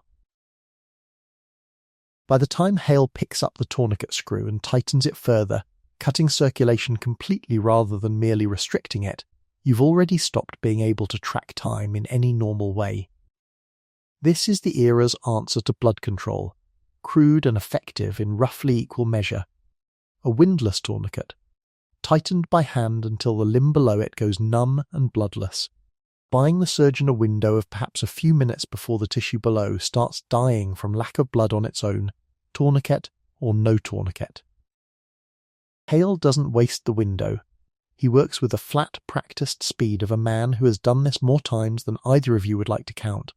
And speed here isn't showmanship, it's mercy, in the only form available. The Catling knife goes in first, a long, narrow, double-edged blade built for exactly one purpose, circling the muscle down to bone in a single continuous motion that takes less time to happen than it took you to read this sentence. There's a particular skill, worth understanding before the saw ever touches bone, in exactly how that first cut is made. A competent amputating surgeon of this era didn't simply slice straight down through everything at once.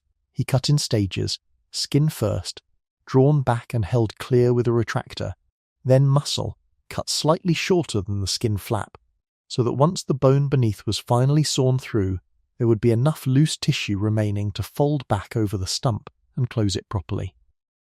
Get the proportions wrong, and a surgeon left a man with either too little skin to cover the wound, guaranteeing a slow, agonizing failure to heal, or too much loose tissue hanging uselessly off an otherwise clean amputation. Hale, whatever else can be said about the brutality of what he's doing to you right now, clearly knows this trade well enough to get the proportions right, without needing to think about it. And that quiet competence, more than anything else happening around you, is probably the single biggest reason you'll survive the next hour at all. The sound arrives before the pain fully registers, which is somehow worse. You'll spend years afterward trying and failing to describe that sound to anyone who wasn't there, and mostly giving up, because there isn't a comparison that does it justice. The retractor pulls skin and muscle back, clearing the bone, and then the saw begins.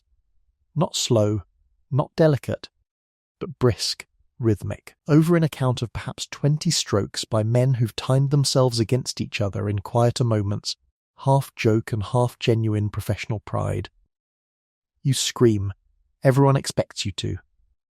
Nobody on that mess deck so much as flinches, because every single man holding you down or watching from nearby has either been through this himself or fully expects to be someday, and the screaming is simply the sound this particular job makes.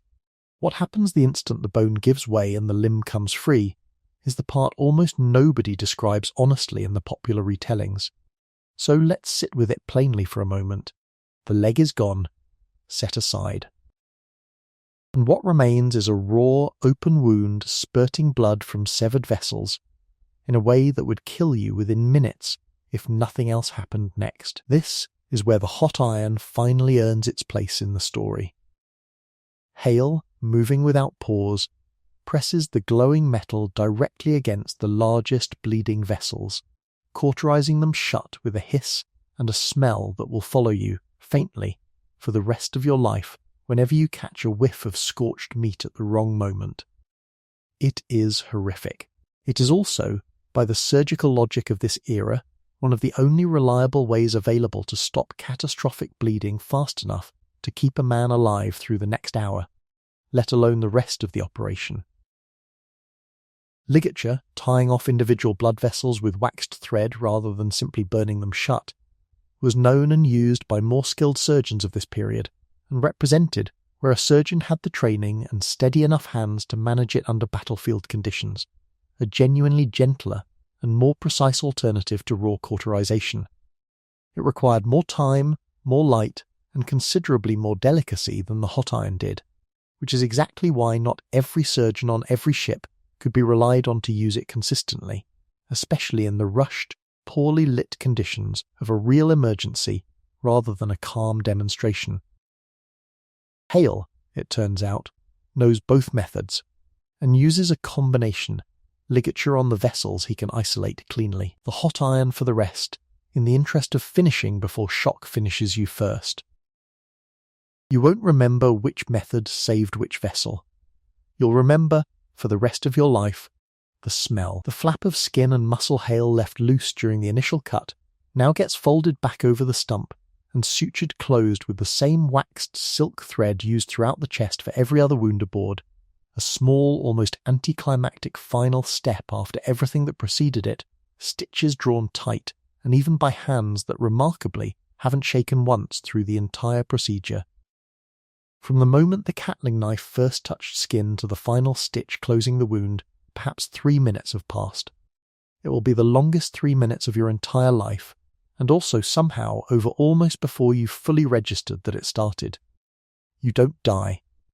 That's the first piece of good news, delivered to you the following morning by a loblolly boy checking your dressing, in the same flat, matter-of-fact tone the whole ship seems to reserve for both triumph and tragedy alike. He tells you, almost as an afterthought, that the surgeon's mate stayed at your side through most of the night, watching for the fever that would have meant infection had already won, a detail nobody bothers to make into a heroic gesture, though it plainly was one. The second piece of good news arrives roughly a week later, once the immediate danger of shock and blood loss has passed, and the wound shows no sign of the fever and swelling that would mean infection had taken hold anyway, despite everything Hale did to prevent it. You'll spend the following month in a hammock, weaker than you've ever been in your life, watching the rest of the crew go about their business around you, and slowly, painfully, coming to terms with a body that no longer matches the one you woke up with 3 weeks ago. Here's what the record actually shows about outcomes like yours, rather than what popular legend assumes: amputation, performed reasonably promptly and by a reasonably competent surgeon, was genuinely one of the more survivable major procedures of this entire era of medicine, provided infection didn't set in afterward, which admittedly it frequently did, given that nobody aboard understood germ theory and wound care, relied on rum, tar, and hopeful improvisation rather than anything resembling modern antisepsis. Speed, cleanliness of the cut, and the surgeon's own steady experience mattered more to your odds than any single tool in the chest. You got lucky. Not every man aboard this ship, or any ship like it, got the same outcome from the same procedure, and everyone around you knows it, which is part of why nobody treats your survival as ordinary. Hale himself, you learn much later, second-hand, from an older sailor who served under him for 3 voyages running, wasn't always a ship's surgeon at all. He apprenticed as an ordinary barber in Bristol for 6 years, before a run of bad debts pushed him to sea, where a captain desperate enough to take any man claiming surgical knowledge simply took him at his word and never asked to see credentials that didn't exist. It's the kind of backstory that would be alarming to learn before the operation, and mildly reassuring to learn after it. Once you're already alive and healing, proof, at least in Hale's case, that whatever he lacked in formal training he'd made up for through years of grim, hands-on repetition nobody in a proper medical college back in England would ever have to endure. You're not the only amputation this voyage, not by a long stretch, and news of the others reaches you the same second-hand way most news travels aboard a ship this size, through Fig, mostly, who seems to know everyone's business before they know it themselves.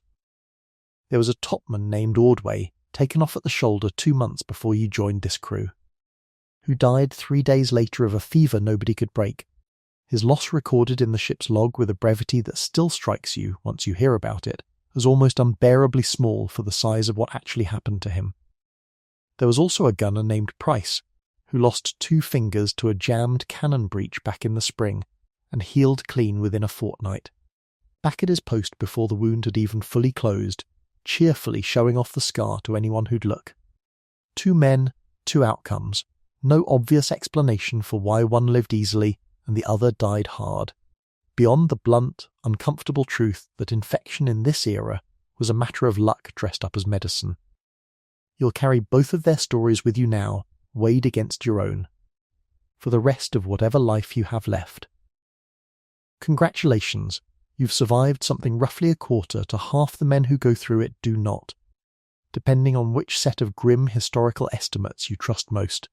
And there's a particular kind of dark, deadpan humour that circulates among men who've all faced the same odds and come out the other side. Fig, checking on you a few days into your recovery, tells you with a perfectly straight face that you're now qualified to join what the crew calls, with more affection than the phrase probably deserves, the half-crew. Men missing enough of themselves that a full share sometimes feels like an overstatement, though nobody's actually shorting your pay over it. He adds, deadpan, that you've at least picked a leg and not an arm, since a man still needs both hands to hold his rum steady. You don't laugh, not with the pain still fresh, but you understand, dimly, that the joke is doing something kind underneath its bluntness, normalising a thing that would otherwise be unbearable to carry alone. By your 2nd week of recovery, you learn something that changes how you understand everything that just happened to you. Under this ship's own written articles, the same document every man aboard signed before the voyage began, and which you remember signing yourself, half distracted, in a dockside tavern months ago, without truly reading past the first page. The loss of a leg carries a set payment, drawn from the common plunder before the rest of the crew divides their shares, a sum that, while it will never replace the leg itself, tells you plainly that this ship, as an institution, had already decided your leg was worth something in hard currency long before Hale ever picked up the saw. On some ships of this era, the exact figures were spelled out in advance with startling precision: 600 pieces of 8 for a right arm, 400 for a left leg, and so on down a grim little ledger nobody wanted to think about until the day they needed it. A practice that, whatever else it says about the brutality of the life these men had chosen, also says something genuinely striking about how differently pirate crews treated the risk of injury compared to nearly any other line of work available to a common sailor in this era. A wounded man aboard a Royal Navy vessel might receive a small pension if he was fortunate and the paperwork survived. A wounded pirate, by contrast, often knew his exact compensation before the voyage even began, negotiated and agreed to by vote among the very men who might one day be paying it out of their own reduced shares. It's a strange kind of comfort, knowing your suffering was accounted for in advance, written into a contract you signed with your own hand months ago without ever really believing you'd need it. But it is a comfort, all the same, in a world that otherwise offers you almost nothing in the way of guarantees. 3 weeks after that, walking with a crutch someone's fashioned for you out of a spare spar, you find Fig, the sailor who held you down that night, mending rope on deck, and you thank him, awkwardly, for something neither of you has words for. He shrugs, tells you he's held down 4 other men for the same operation this year alone, and that you took it better than most. It isn't much of a compliment. It's also, somehow, exactly the right thing for him to say, and you'll remember it longer than almost anything else from that whole terrible night. There's a wooden peg leg waiting for you within the month, roughly carved by the ship's carpenter from a spare length of oak, and the fitting itself, when it finally happens, is a strange, almost ceremonial moment on a ship that otherwise has no ceremonies to speak of. Several of the crew gather to watch, offering the kind of gruff, joking encouragement that passes for warmth among men who don't have much practice saying tender things out loud. Someone produces a small tot of rum, not for the pain this time, but simply to mark the occasion. And for a few minutes the mess deck feels almost festive, in the strange, hard-edged way that only men who've all faced the same knife can manage together. The peg is crude. It rubs, and will keep rubbing for months until the stump finally toughens enough to bear it comfortably, and you'll never move quite the way you used to. But it holds your weight the first time you try it, and something in your chest loosens that you hadn't fully realized was clenched until that exact moment. What you carry forward from all of this, beyond the missing leg itself and the ache that never fully leaves the stump on cold or stormy nights, is a strange, hard-won respect for the men who did this work. Not because it was gentle, because it wasn't. Not for a single second of it, but because it worked, more often than it had any right to, under conditions that should have made it impossible. You keep your life. You lose your leg. Somewhere in the gap between those two facts is the entire story of what pirate medicine actually was. Not miraculous, not painless, but stubbornly, improbably, often enough good enough, and on quiet nights afterward, standing an easy watch with the peg leg braced against the deck and the sea calm around you, you'll sometimes catch yourself thinking about Ordway, the topman who didn't make it, and feel something that isn't quite guilt and isn't quite grief, but sits somewhere close to both. The simple, uncomfortable knowledge that the exact same knife, the exact same hands, saved one of you and lost the other, and that no ledger, no set of articles, no compensation scale ever written down could fully account for a difference that random. Not every man who took up the surgeon's knife on a pirate ship was forced into the role the way Hale or Gully or young Wit had been. Some men chose it, deliberately, with their eyes open, and one Welshman in particular chose it so enthusiastically, and met his end so completely at odds with the quiet dignity most surgeons of this era managed to preserve, that his story stands as something close to a warning wrapped inside a case study. He stands before the mast on the deck of a captured ship, the King Solomon, his arms full of stolen surgical instruments, and grins at the ship's own frightened surgeon as though he's just won a small, private victory nobody else in the scene fully understands. This is Peter Scudamore, and within a matter of months that same grin will be gone, replaced by 3 days of frantic, cornered prayer as he waits for the noose that his own choices, more than anyone else's, brought squarely down on him. This is the story of Scudamore, the pirate surgeon who did something almost none of his fellow ship's doctors of the era chose to do, sign the pirate articles willingly, and boast about being the first surgeon ever to do it. Before we follow Scudamore's own choices, it helps to understand the wider world of surgeons serving under Bartholomew Roberts, because Scudamore wasn't the fleet's only medical man, and the contrast between him and his fellow surgeons only sharpens how unusual his path really was.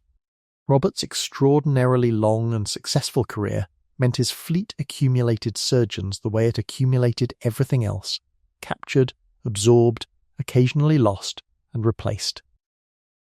Trial records name at least 7 medical men associated with Roberts across his various vessels over the years, including 2 surgeons known to history only as Hunter and Hamilton, about whom almost nothing else survives, alongside better documented figures such as Archibald Murray, who had earlier served captains Howell Davis and Walter Kennedy before eventually joining Roberts, and a surgeon named William Child, whose own testimony would later help convict Scudamore. Most of these men left the historical record only through the trial that followed their capture. Brief, fragmentary appearances in someone else's deposition, a name in a witness list, and then nothing further. Another surgeon aboard Robert's fleet, a Scotsman named George Wilson, offers a useful point of comparison to Scudamore precisely because his motivations were so much less dramatic. Trial testimony from a fellow surgeon, Adam Comrie, describes Wilson expressing hope that he might win election as the fleet's chief surgeon over Scudamore, specifically because the position carried an extra quarter share of plunder beyond what an ordinary surgeon received. A modest, almost mundane ambition, driven by money rather than any grander criminal ideology. Wilson, unlike Scudamore, never seems to have plotted mutiny or mass murder. His greed, such as it was, extended no further than wanting a slightly larger cut of the loot, and his eventual trial testimony reads, by comparison to Scudamore's, almost bureaucratic in its lack of drama. It's worth holding both men in mind together, because they illustrate something true about piracy generally that's easy to lose in the retelling, even within a crew of outlaws. Motivations ranged from the genuinely monstrous to the almost embarrassingly ordinary, and Scudamore's ambitions sat unmistakably at the darker end of that spectrum. To understand how unusual Scudamore's choice really was more broadly, it helps to understand the normal arrangement first. By the time Bartholomew Roberts commanded his fleet in the early 1720s, capturing well over 400 vessels across a career of roughly 2.5 years, making him, by most historians' reckoning, the single most successful pirate captain of the entire Golden Age, the standard treatment of a captured surgeon had settled into something close to an unwritten rule across most pirate crews of the period. A surgeon taken off a prize vessel was, by long-standing custom, excused from signing the ship's articles at all. He was expected to serve, to treat the crew's wounds and fevers as needed, but not to formally bind himself to the pirate's legal and moral fiction of a voluntary crew. If the next captured prize happened to carry a surgeon of its own, the pirates would frequently release the first man and take the new one instead, if he preferred to leave, a genuinely humane accommodation, by the standards of the era, extended specifically because everyone aboard understood that surgeons occupied a different category from ordinary sailors, valuable enough to want, but not so essential to the crew's criminal enterprise that keeping one against. His clear wishes was worth the trouble. Not every surgeon captured alongside a pirate crew faced the same suspicion Scudamore eventually earned for himself. And understanding how surgeons were typically treated once captured helps explain exactly how far outside the norm his case really was. From period trial accounts, it becomes clear that captured surgeons generally started from a position of presumed innocence rather than presumed guilt, an unusual courtesy in an era not otherwise known for extending the benefit of the doubt to accused pirates. When Robert's fleet was finally taken, surviving accounts describe Scudamore himself initially being treated with what one contemporary source called considerable humanity, quite unlike an ordinary prisoner, specifically on account of his profession and evident education, which had rendered him, at least at first, less immediately suspected of piracy than the rougher common sailors captured. Alongside him, that initial benefit of the doubt would not survive the mounting testimony against him for long. Other surgeons swept up in the same general wave of trials fared rather better than Scudamore precisely by avoiding the kind of behaviour he'd embraced so openly. Witnesses at various pirate trials of this period frequently described being explicitly ordered into the plundering of captured ships against their own wishes, testimony that reads, across dozens of surviving depositions, remarkably consistent in its central claim, that refusing a captain's direct order aboard a pirate vessel was simply not a survivable option for an ordinary crewman. Surgeon or otherwise, and that participation under duress, therefore, shouldn't be mistaken for willing collaboration. Courts weighing these cases took the distinction seriously, more often than popular legend credits, precisely because so many of the accused could produce consistent, corroborated testimony supporting exactly this defence. Scudamore's problem, when his own trial arrived, wasn't that this defence didn't exist or wasn't taken seriously by the court. It was that his own prior boasting, witnessed and remembered by multiple former shipmates now testifying against him, made the defence almost impossible to credit in his particular case.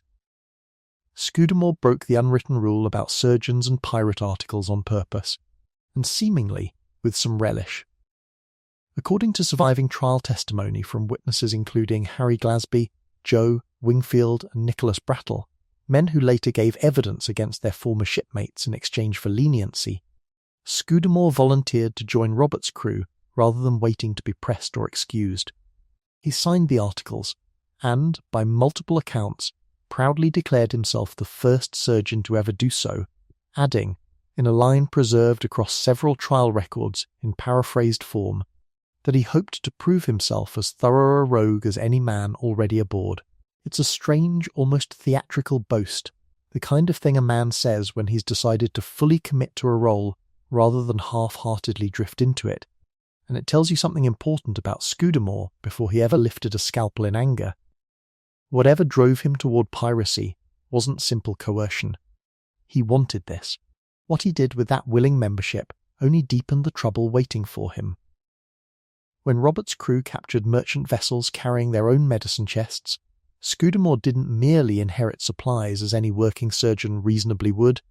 Trial testimony describes him actively plundering multiple chests from captured ships, including one from the vessel King Solomon and another from a ship called the Elizabeth, helping himself to instruments and medicines with an eagerness that went well beyond professional necessity. At his later trial, Scudamore attempted to shift the blame for this specific behaviour onto a fellow surgeon named Hunter, claiming he had only taken the chests under Hunter's orders as the fleet's chief surgeon, a defence that, whatever its factual merit, did little to change the broader picture emerging from witness after witness of a man who had embraced piracy with genuine, unforced enthusiasm. Scudamore's ambitions, it turns out, extended well past simple looting. According to testimony given at trial, he began quietly working to persuade a wounded pirate named James Harris to join him in a considerably darker scheme, though he grew cautious enough about being overheard that he reportedly changed the subject to horse racing whenever he suspected someone nearby might be listening. A small, oddly human detail that survives in the record precisely because a witness found it memorable enough to repeat under oath. The plan itself, once it finally surfaces fully in the trial record, is genuinely startling in its scope. Scudamore, who apparently spoke enough of the Angolan language to communicate directly with enslaved Africans being held aboard the fleet's vessels, allegedly began working to recruit them into a scheme to murder the ship's company and seize control of a vessel entirely for himself. According to testimony from a pirate named William Child, who later gave evidence against him, Scudamore laid out his reasoning plainly. He understood how to navigate a ship and believed he could teach others quickly enough to sail it, and argued that a fresh pirate company could be raised somewhere along the African coast, rather than returning to Cape Coast Castle to face almost certain hanging. When Child, according to his own testimony, replied that he wasn't particularly afraid of hanging since he didn't consider himself a pirate to begin with, Scudamore reportedly pressed him at least to stay silent rather than actively interfere. The other pirates Scudamore approached, by most surviving accounts, wanted no part of the scheme, and word of it eventually reached the wrong ears. Whether the plan was ever seriously close to execution, or whether it amounted mostly to a desperate, poorly considered gambit from a man who could sense the fleet's fortunes turning against it, is difficult to say with full confidence from the surviving fragments of testimony alone. But it's exactly the kind of detail that separates Scudamore from nearly every other surgeon this chapter and the ones before it have described. He wasn't merely tolerating piracy as an unwelcome condition of employment. By the time his own crewmates were testifying against him, he had become, by any reasonable reading of the record, one of the more genuinely dangerous and self-interested men aboard the entire fleet. The end for Bartholomew Roberts' crew arrived in February of 1722, when Swallow, a Royal Navy warship specifically hunting the pirate fleet, engaged and decisively defeated Roberts off the coast of West Africa near Cape Lopez.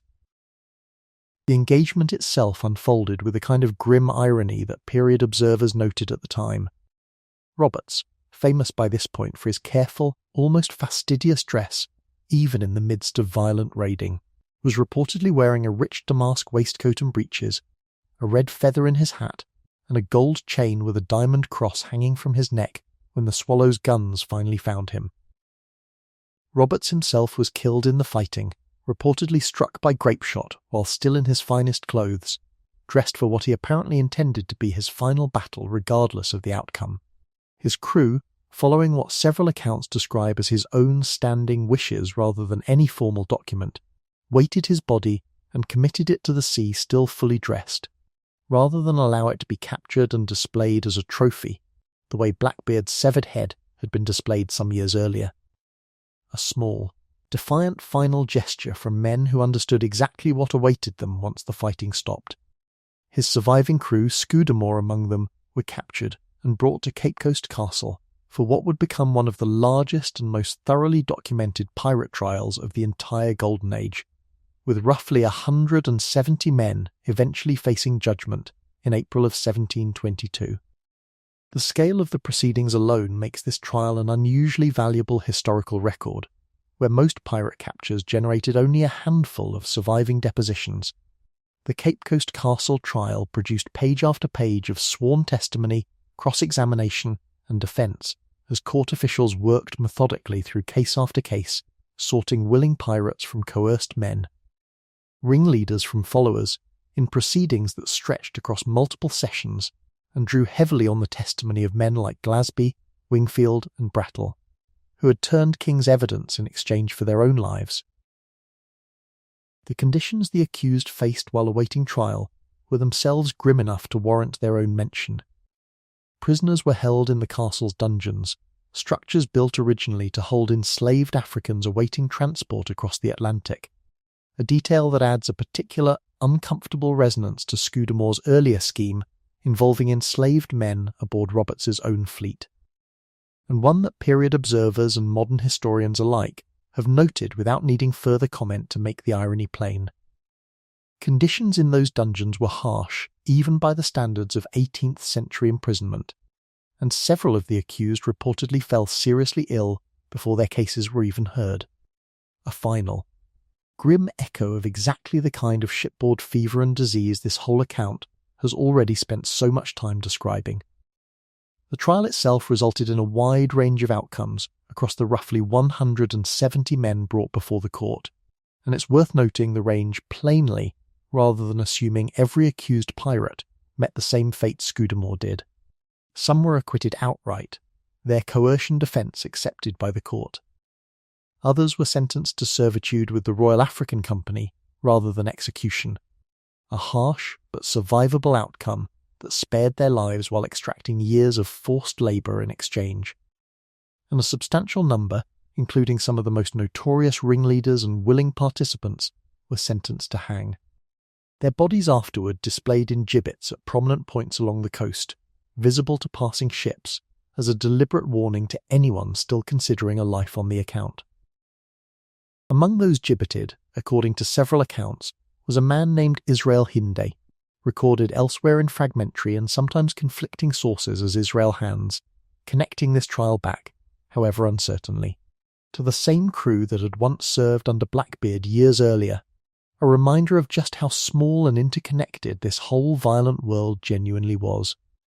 At his trial, the boastful, defiant surgeon of the King Solomon's plundered chests told a considerably different story than the one he'd apparently told his own shipmates months earlier. Scudamore now claimed he had been forced into piracy in the first place, taken unwillingly from a Captain Rolls near Calabar in what is now Nigeria, and that both Roberts and a pirate named Valentin Ashplant had specifically threatened him into signing the fleet's articles against his genuine will. It's a striking reversal from the man who had proudly declared himself the first willing surgeon to sign, and the court, weighing his own earlier boasts against his later claims of coercion, along with the damning testimony regarding his plot to seize a ship and murder its crew, did not find the defence persuasive. Scudamore was condemned to death. What happened in the days between his sentencing and his execution is genuinely one of the more haunting details to survive from this entire era of piracy, precisely because it sits in such stark, uncomfortable contrast with everything that came before it. rather than facing the gallows with the same bravado that had defined his time aboard Roberts's fleet. Scudamore requested and was granted several days of grace before his execution, which he reportedly spent in what surviving accounts describe as near constant prayer and reading of scripture, a sudden, complete inversion of the man who'd once bragged about outroguing every pirate around him. The hangings themselves, when they finally came, were reportedly clumsy affairs. One surviving account describes the executioners as unfamiliar with the proper method, and at least one of the condemned men remarked, with a strange dry composure given the circumstances, that he had witnessed many hangings in his life, but had never before seen a man's hands bound in front of him rather than behind, as convention normally required. It's a small, almost absurd detail buried inside an otherwise grim record, and it's worth including precisely because it reminds you that these were real, specific men facing a real, specific mourning, not abstractions in a history book. On the gallows itself, Scudamore sang, alone, the 31st Psalm, a hymn that opens with an appeal for refuge and deliverance from shame before he was hanged. He was around 35 years old. What makes Scudamore's story worth sitting with, beyond its genuine strangeness, is the question it raises about every other surgeon this whole account has followed. Exquemelin, Gully, Cobb, Hale, and all the quiet, competent, largely unwilling men doing exactly the same technical work under exactly the same brutal conditions. Scudamore had the same training, roughly, the same tools, the same daily grind of fevers and wounds and desperate men needing his hand steady when nothing else about their situation was. What separated him from nearly every other surgeon in this account wasn't his skill or his circumstances. It was a choice, made freely, to lean fully into the violence around him rather than simply enduring it. And whatever else his final days of scripture and psalm singing represented, they read across 3 centuries like a man finally, desperately trying to reckon with exactly that choice before it was too late to matter. There's something worth remembering in that final image too, unsettling as the man's earlier choices clearly were, even a life built entirely on ambition, cruelty. And a plot to murder his own shipmates ended not with the boastful defiance that had defined it, but with a frightened man alone on a gallows platform, reaching for whatever comfort Scripture could still offer him in the time he had left. History rarely offers tidy moral lessons. Scudamore's story comes closer than most. Not every pirate cruise surgeon left behind a trial record this detailed, and not every one of them faced a hanging this dramatic. Most simply vanish from the historical record entirely once their ship does, their fevers treated, their limbs amputated, their names never once written down by anyone who thought to ask. It's worth remembering, before moving past Scudamore entirely, that his notoriety is itself a kind of historical accident. He survives in such vivid detail today, not because his crimes were uniquely severe by the standards of the era, but because he happened to be captured as part of the single largest, most thoroughly documented pirate trial the Golden Age would ever produce. Change the timing by even a few months, and Peter Scudamore might have vanished into the same anonymous silence that swallowed nearly every other surgeon who ever picked up a lancet aboard one of these ships. Trial records and hangings, though, only ever account for the pirate's violence itself killed outright, or the law caught up with eventually. Far more men, across the whole span of the Golden Age, were lost to something far quieter and far less dramatic than a cutlass or a noose. The slow, grinding, unglamorous business of disease. Your gums bleed first, and at the start, you barely notice it. A faint pink tinge on the biscuit you've been gnawing for the better part of 2 months. Easy enough to dismiss as nothing more than the ordinary wear of hardtack on soft tissue. You're 6 weeks out from the last port, somewhere in open water with no coastline in sight, and your body has begun, quietly and without your permission, to fall apart in ways you don't yet understand.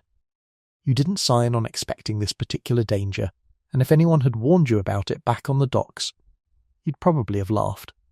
You'd braced yourself, before this voyage, for storms, for Spanish patrols, for the ordinary hazards of a life you'd chosen with your eyes reasonably open. Nobody mentioned that the food itself, or rather the slow, grinding absence of anything fresh in it, would eventually become the most dangerous thing aboard the entire ship. It seems almost unfair, in retrospect, that the thing most likely to kill you on this voyage wasn't a Spanish cutlass or a hangman's noose, but the simple, grinding absence of a fresh vegetable. By the 7th week, the bleeding gums have become something you can no longer ignore. Old wounds you thought had healed months ago, a rope burn on your palm, a scar from a minor scrape against the rail, have reopened on their own, weeping and raw, as though your body has simply forgotten how to keep itself sealed shut. Your joints ache in a way that has nothing to do with the ship's constant motion. You're not alone. Half the crew, by your rough count, is showing some version of the same symptoms, and the ship's surgeon, a tired, overworked man named Voss, moves from hammock to hammock each morning with an expression that tells you plainly he already knows exactly what's happening and doesn't yet have a full answer for it. You take some grim comfort in your worst moments from Voss's own dry sense of humour, which seems to sharpen rather than dull the longer the voyage stretches on. Examining a fresh crop of bruises along your forearm one morning, he remarks that you're developing quite the collection. The pirate version, he says, of a man who's taken up a hobby purely by accident and without his own consent. It's not much of a joke. It's also somehow exactly the kind of small, deadpan absurdity that makes an unbearable situation marginally more bearable, and you find yourself grateful for it despite everything. He tells you on a different day that he's begun privately ranking wounded men by how creatively they curse when he examines them, and that you, disappointingly, rank somewhere in the lower half. Here's the thing about scurvy that makes it so much more insidious than a cannon wound or a fever.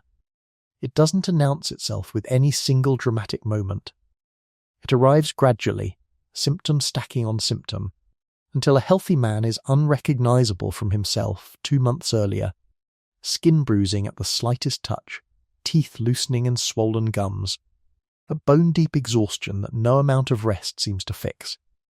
Naval and merchant vessels of this era, pirate ships very much included, lost staggering numbers of men to scurvy on long voyages, historians estimating that it likely killed more sailors across the entire era of sail than combat, storms and shipwreck combined.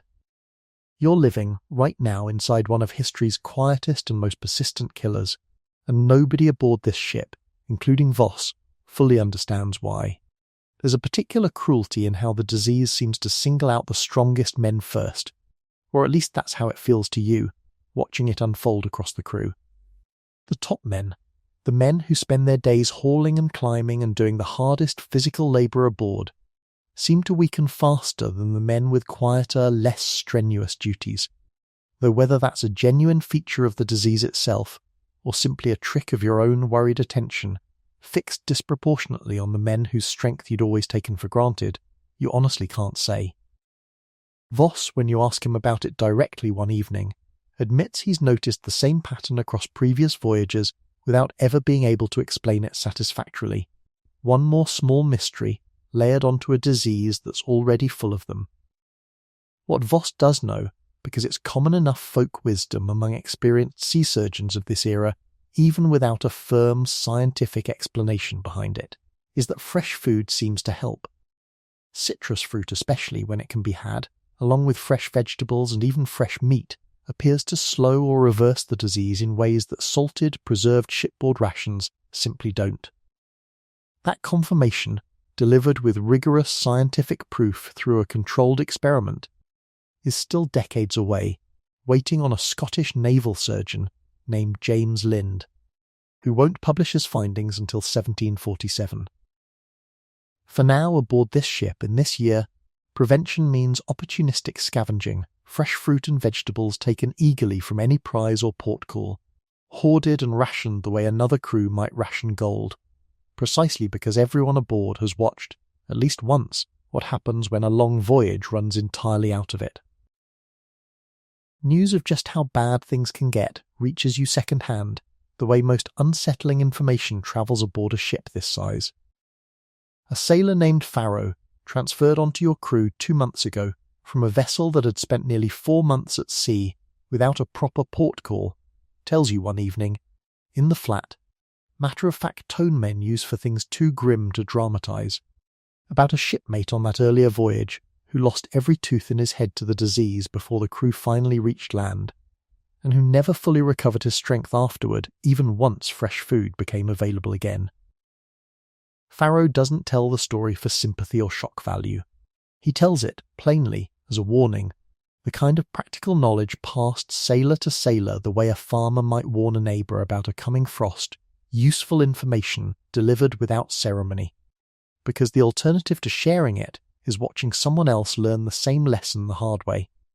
He adds, almost as an afterthought, that the same man eventually recovered enough to sail again within the year, proof that even this particular horror wasn't always a life sentence.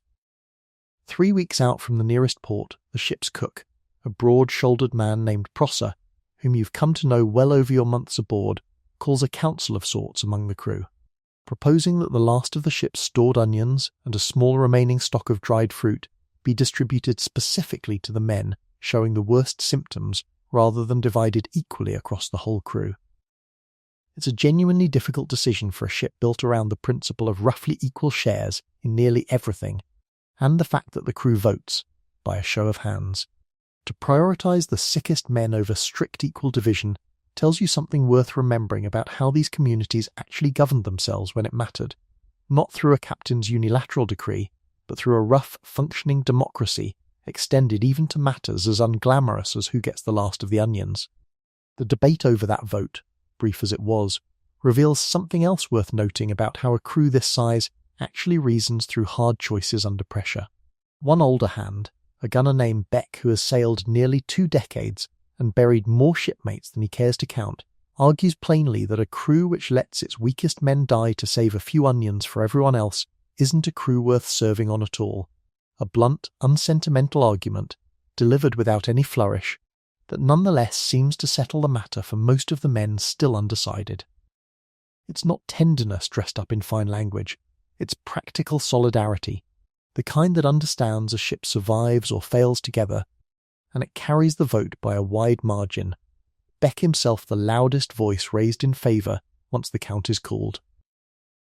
By your 9th week at sea, a topman named Ostler, one of the men showing the worst symptoms, can no longer climb the rigging at all, his joints too swollen and his strength too diminished to manage the climb he's made 1,000 times before without a second thought. He's confined to his hammock, and you find yourself in the following days doing what you can to keep him company during the long stretches when Voss is occupied elsewhere, bringing him water, listening to him talk through a fever-thinned haze about a wife back in Bristol he hasn't seen in over a year. It's not medicine, not really, it's just presence. The same quiet, stubborn kindness that Gully once offered a wounded man on another ship entirely, and it turns out to matter more than you'd have guessed, watching Ostler's face ease slightly whenever someone simply sits with him rather than leaving him alone with his own fear. You learn, sitting with Ostler through those long, uneventful hours, that he'd been a rope-maker's apprentice before the sea ever claimed him, a trade he'd abandoned after his master's business failed and left him with debts he had no honest way of clearing. He talks about his wife in fragments, half-formed sentences that trail off into fever dreams before he catches himself and starts again, describing a small rented room above a chandler's shop and a promise he'd made her about sending money home from this very voyage. You don't know, sitting there, whether that promise will ever be kept, and neither, you suspect, does he. His voice, when he manages a full sentence, still carries the particular cadence of a man used to counting fathoms of rope aloud, an old habit that surfaces even now, half-conscious, whenever the fever loosens its grip enough for him to speak clearly. But the talking itself seems to help him more than any medicine Voss has left to offer, and you understand, somewhere in those long afternoons, that this too is a form of treatment, unofficial and completely unrecorded in any surgeon's log, but real all the same. Voss himself, watching Ostler's slow decline alongside a dozen other cases in varying stages of severity, grows visibly more strained as the weeks stretch on, and one evening, checking your own gums for the telltale early signs of the disease, he admits something to you that surprises you with its honesty, that he genuinely doesn't know, with any real confidence, which of his remaining treatments will actually help, and which are simply rituals inherited from surgeons before him, performed because doing something feels better than doing nothing, even when the something in question might not accomplish much at all. It's an uncomfortable admission from the one man aboard whose entire job depends on projecting competence and certainty, and you find yourself, oddly, trusting him more for having said it rather than less. Most surgeons of his acquaintance, he adds quietly, would never admit as much aloud, preferring the appearance of certainty over the discomfort of honest doubt. 10 days later, word arrives, again second-hand, again through Farrow, who seems to have an endless network of connections across every ship that's ever crossed paths with yours, that a nearby merchant vessel spotted on the horizon 2 days ago is reportedly carrying a hold full of oranges and limes, taken on at a Spanish port in the Canaries before crossing the Atlantic. The captain, weighing the crew's worsening condition against the risks of engaging an unknown vessel, makes the call to pursue and take her, less for the value of her cargo in coin than for the simple, urgent fact of what's sitting in her hold. It's a decision that would strike an outside observer as strange, prioritising citrus fruit over silver, but nobody aboard your own ship questions it for a moment, because everyone understands exactly what's at stake, and a vote among the crew confirms the decision within minutes. The engagement itself, when it comes, is brief and almost anticlimactic, the merchant captain, recognising the futility of resistance against a heavier armed pirate vessel, strikes his colours within minutes, rather than risk his crew's lives over cargo he can't defend. No shot fired, no blood spilled on either side. What follows aboard your own ship afterward looks less like a typical division of plunder and more like a genuine celebration. Sailors who haven't tasted anything fresh in nearly 2 months, tearing into crates of oranges with an enthusiasm usually reserved for gold and silver. Ostler, still too weak to leave his hammock, gets his share brought directly to him, and you watch him eat an entire orange, peel and all in his desperation, tears running freely down his face in a way that has nothing to do with the pain in his joints, and everything to do with something closer to relief. Scurvy isn't the only invisible enemy working through this crew, either, and here's where the story gets grimmer rather than gentler. Dysentery, spread through contaminated water and food in the cramped, unsanitary conditions below decks, sweeps through periodically with a speed scurvy never manages, striking a man healthy in the morning and leaving him severely weakened by nightfall. Yellow fever and malaria, picked up in Caribbean and West African ports, where mosquitoes bred freely in standing water near the docks, killed with a swiftness that made scurvy's slow decline look almost merciful by comparison. A man might show the first chills and fever one evening and be dead within a week, his body simply unable to fight off an infection nobody aboard could even properly identify, let alone treat. Voss keeps his precious store of cinchona bark for exactly these fever cases, dosing it out with the same careful rationed hand every surgeon in this account has shown toward that particular remedy, because it's one of the only tools in his whole chest that reliably works against at least one of the diseases stalking this crew. Below decks itself is, if you stop to really consider it, a kind of engineered breeding ground for exactly this sort of illness, and you begin to understand why once you spend any real time down there during an outbreak. The bilge, the lowest, wettest part of the ship's hull, collects a slow accumulation of stagnant water, waste, and rot that no amount of pumping ever fully clears, and the smell rising off it on a hot, still day is something you never fully get used to no matter how many months you've spent aboard. Rats move freely through this environment, as do the fleas and other vermin that travel with them, and while nobody aboard this ship in this era understands the connection between vermin and the spread of certain diseases the way modern medicine eventually will, the crew's own accumulated, hard-won folk wisdom treats a heavy rat infestation as an ill omen worth taking seriously regardless of the reason. A superstition, perhaps, but one resting on an intuition that turns out, centuries later, to have been pointing at something genuinely real. Voss does what he can to fight the environment itself rather than only the symptoms it produces, ordering regular scrubbing of the lower decks with vinegar whenever supplies allow, and insisting, with more consistency than most surgeons of this era reportedly managed, that bedding and clothing be aired out on deck whenever weather permits, rather than left to fester in the damp below. It's not a cure for anything specific, and Voss would be the first to admit it.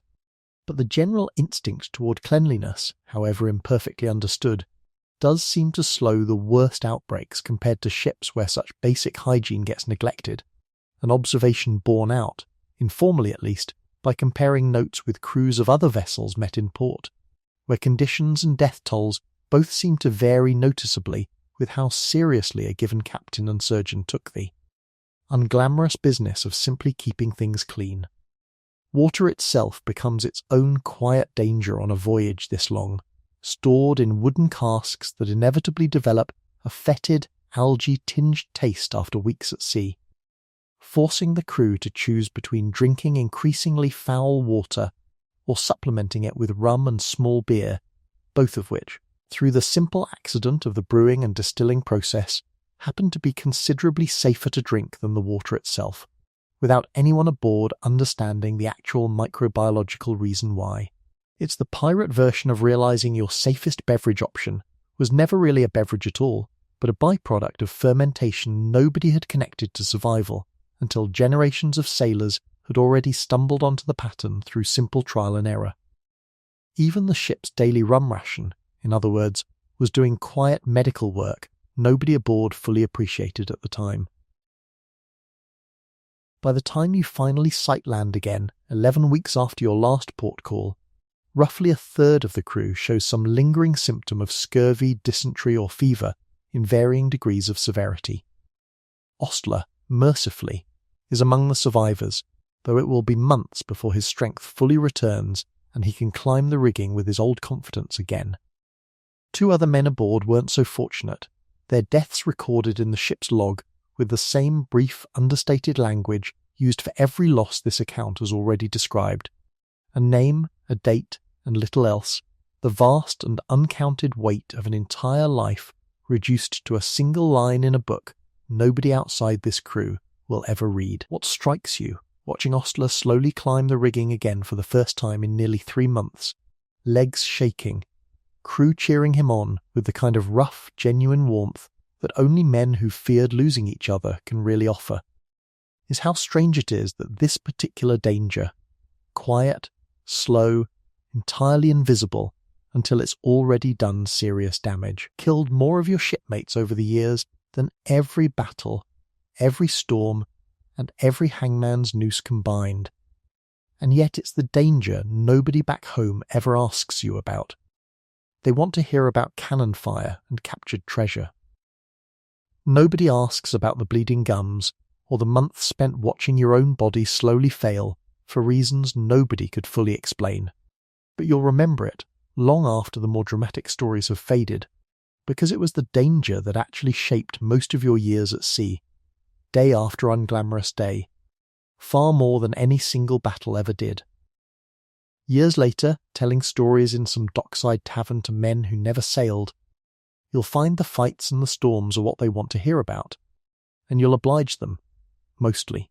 But it's the slow months, the bleeding gums, and an orange split with a dying man's tears in it that you'll actually remember, lying awake, long after the tavern crowd has moved on to someone else's tale.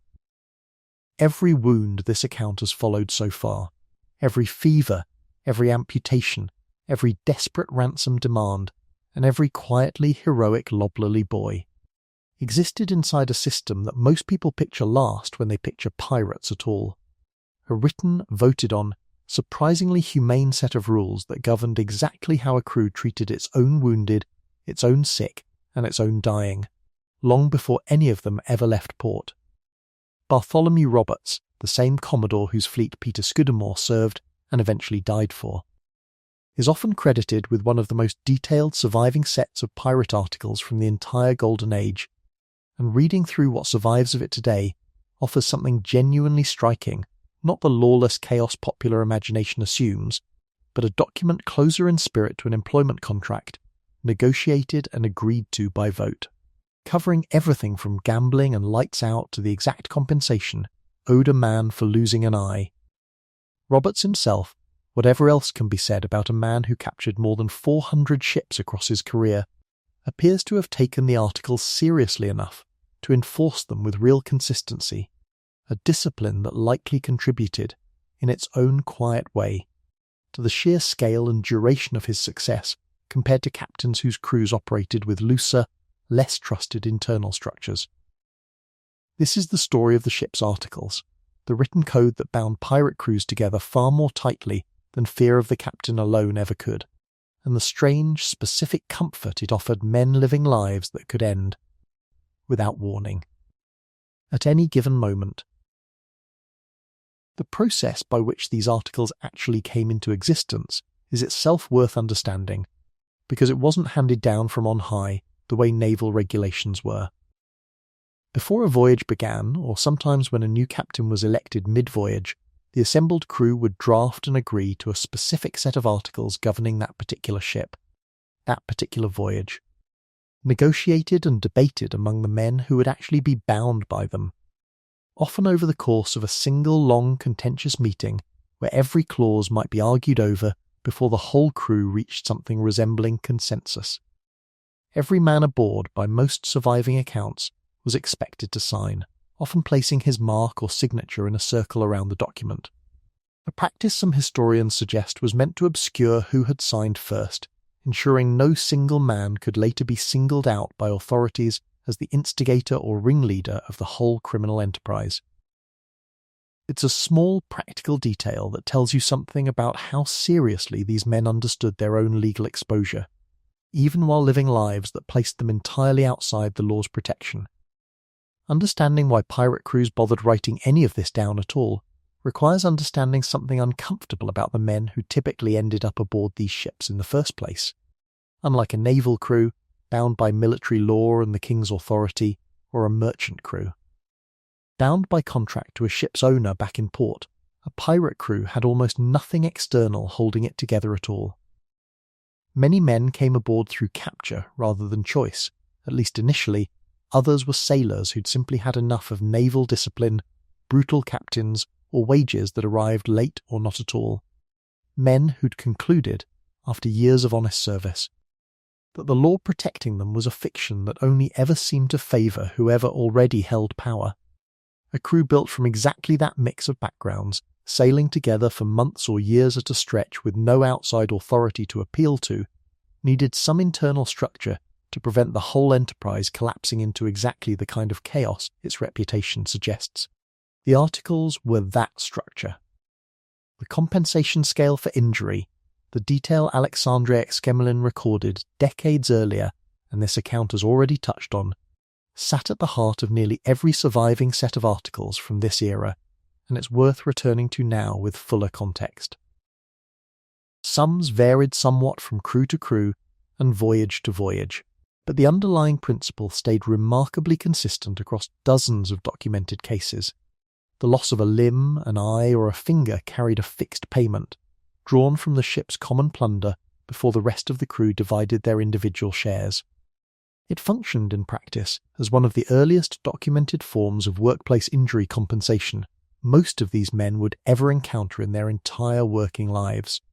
A genuinely striking fact when you consider that formal workers' compensation systems wouldn't become standard in most of the developed world for another 2 centuries. Different pirate crews across the Golden Age documented slightly different scales, and comparing a handful of the surviving examples side by side reveals both the underlying consistency and the interesting variation between vessels. Some crews' articles specified payment in coin alone, others, particularly those operating in regions where captured slaves formed a routine part of plunder, specified payment in enslaved persons as an alternative to coin, a detail that sits uncomfortably alongside the otherwise almost sympathetic framing of these compensation schemes, and one worth naming plainly rather than glossing past, since it's a reminder that these crews' internal fairness was never separable from the wider brutal economy they operated inside. The specific amounts, too, varied by ship and era. Some crews valued a lost right arm more highly than a left, on the practical logic that most men fought and worked predominantly right-handed. And a right-handed man's earning and fighting capacity took the larger blow when that particular limb was lost. The articles covered far more than injury compensation alone, and the range of what they regulated tells you a great deal about the daily texture of shipboard life these crews actually lived. Gambling for money aboard ship was frequently banned outright, a rule aimed less at moral disapproval than at preventing the kind of resentment and violence that could tear a crew apart when men who'd already risked everything for their shares lost them to a shipmate over cards. Lights and candles were often required to be extinguished by a set hour, a fire safety measure aboard a wooden vessel packed with gunpowder, where a single careless flame could kill the entire crew far faster than any Spanish warship. Fighting between crew members was frequently regulated too, sometimes requiring disputes to be settled ashore at an agreed time by pistol or sword, rather than allowed to fester and disrupt shipboard discipline indefinitely. Weapons themselves received their own careful attention in many surviving sets of articles, with rules requiring that pistols and cutlasses be kept clean and battle-ready at all times, subject to inspection, on the straightforward logic that a crew whose weapons failed at the wrong moment could lose a fight, a prize, or their own lives to nothing more dramatic than rust and neglect. Some articles went further still, specifying penalties for a man who deserted his post during battle, or who concealed part of his share of plunder from the rest of the crew rather than contributing it honestly to the common stock before division. Offences treated with real severity, since both threatened the fragile trust holding the whole enterprise together. A trust that, once broken, was almost impossible to fully rebuild aboard a ship this small and this isolated. A man caught cheating his shipmates out of their fair share, on more than one documented crew, faced marooning, set ashore on some isolated spit of land with little more than a weapon, some shot, and a bottle of water, left to survive or not on his own, a punishment feared by most accounts. Considerably more than death itself, precisely because of how slowly and how alone it arrived. There's a particular kind of dark humour buried in some of these clauses that's worth pausing on, because it undercuts the popular image of pirates as men entirely without a sense of order or propriety, and reminds you that even a criminal enterprise still argued over its own bylaws the way any committee might.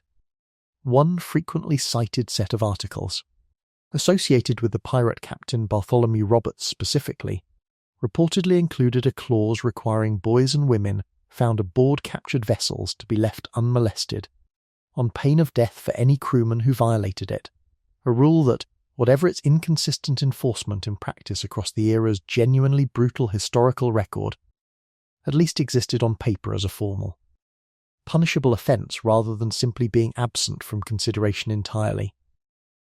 Historians reasonably debate how consistently such clauses were actually honoured, and it would be dishonest to pretend piracy's historical record supports a picture of universal restraint.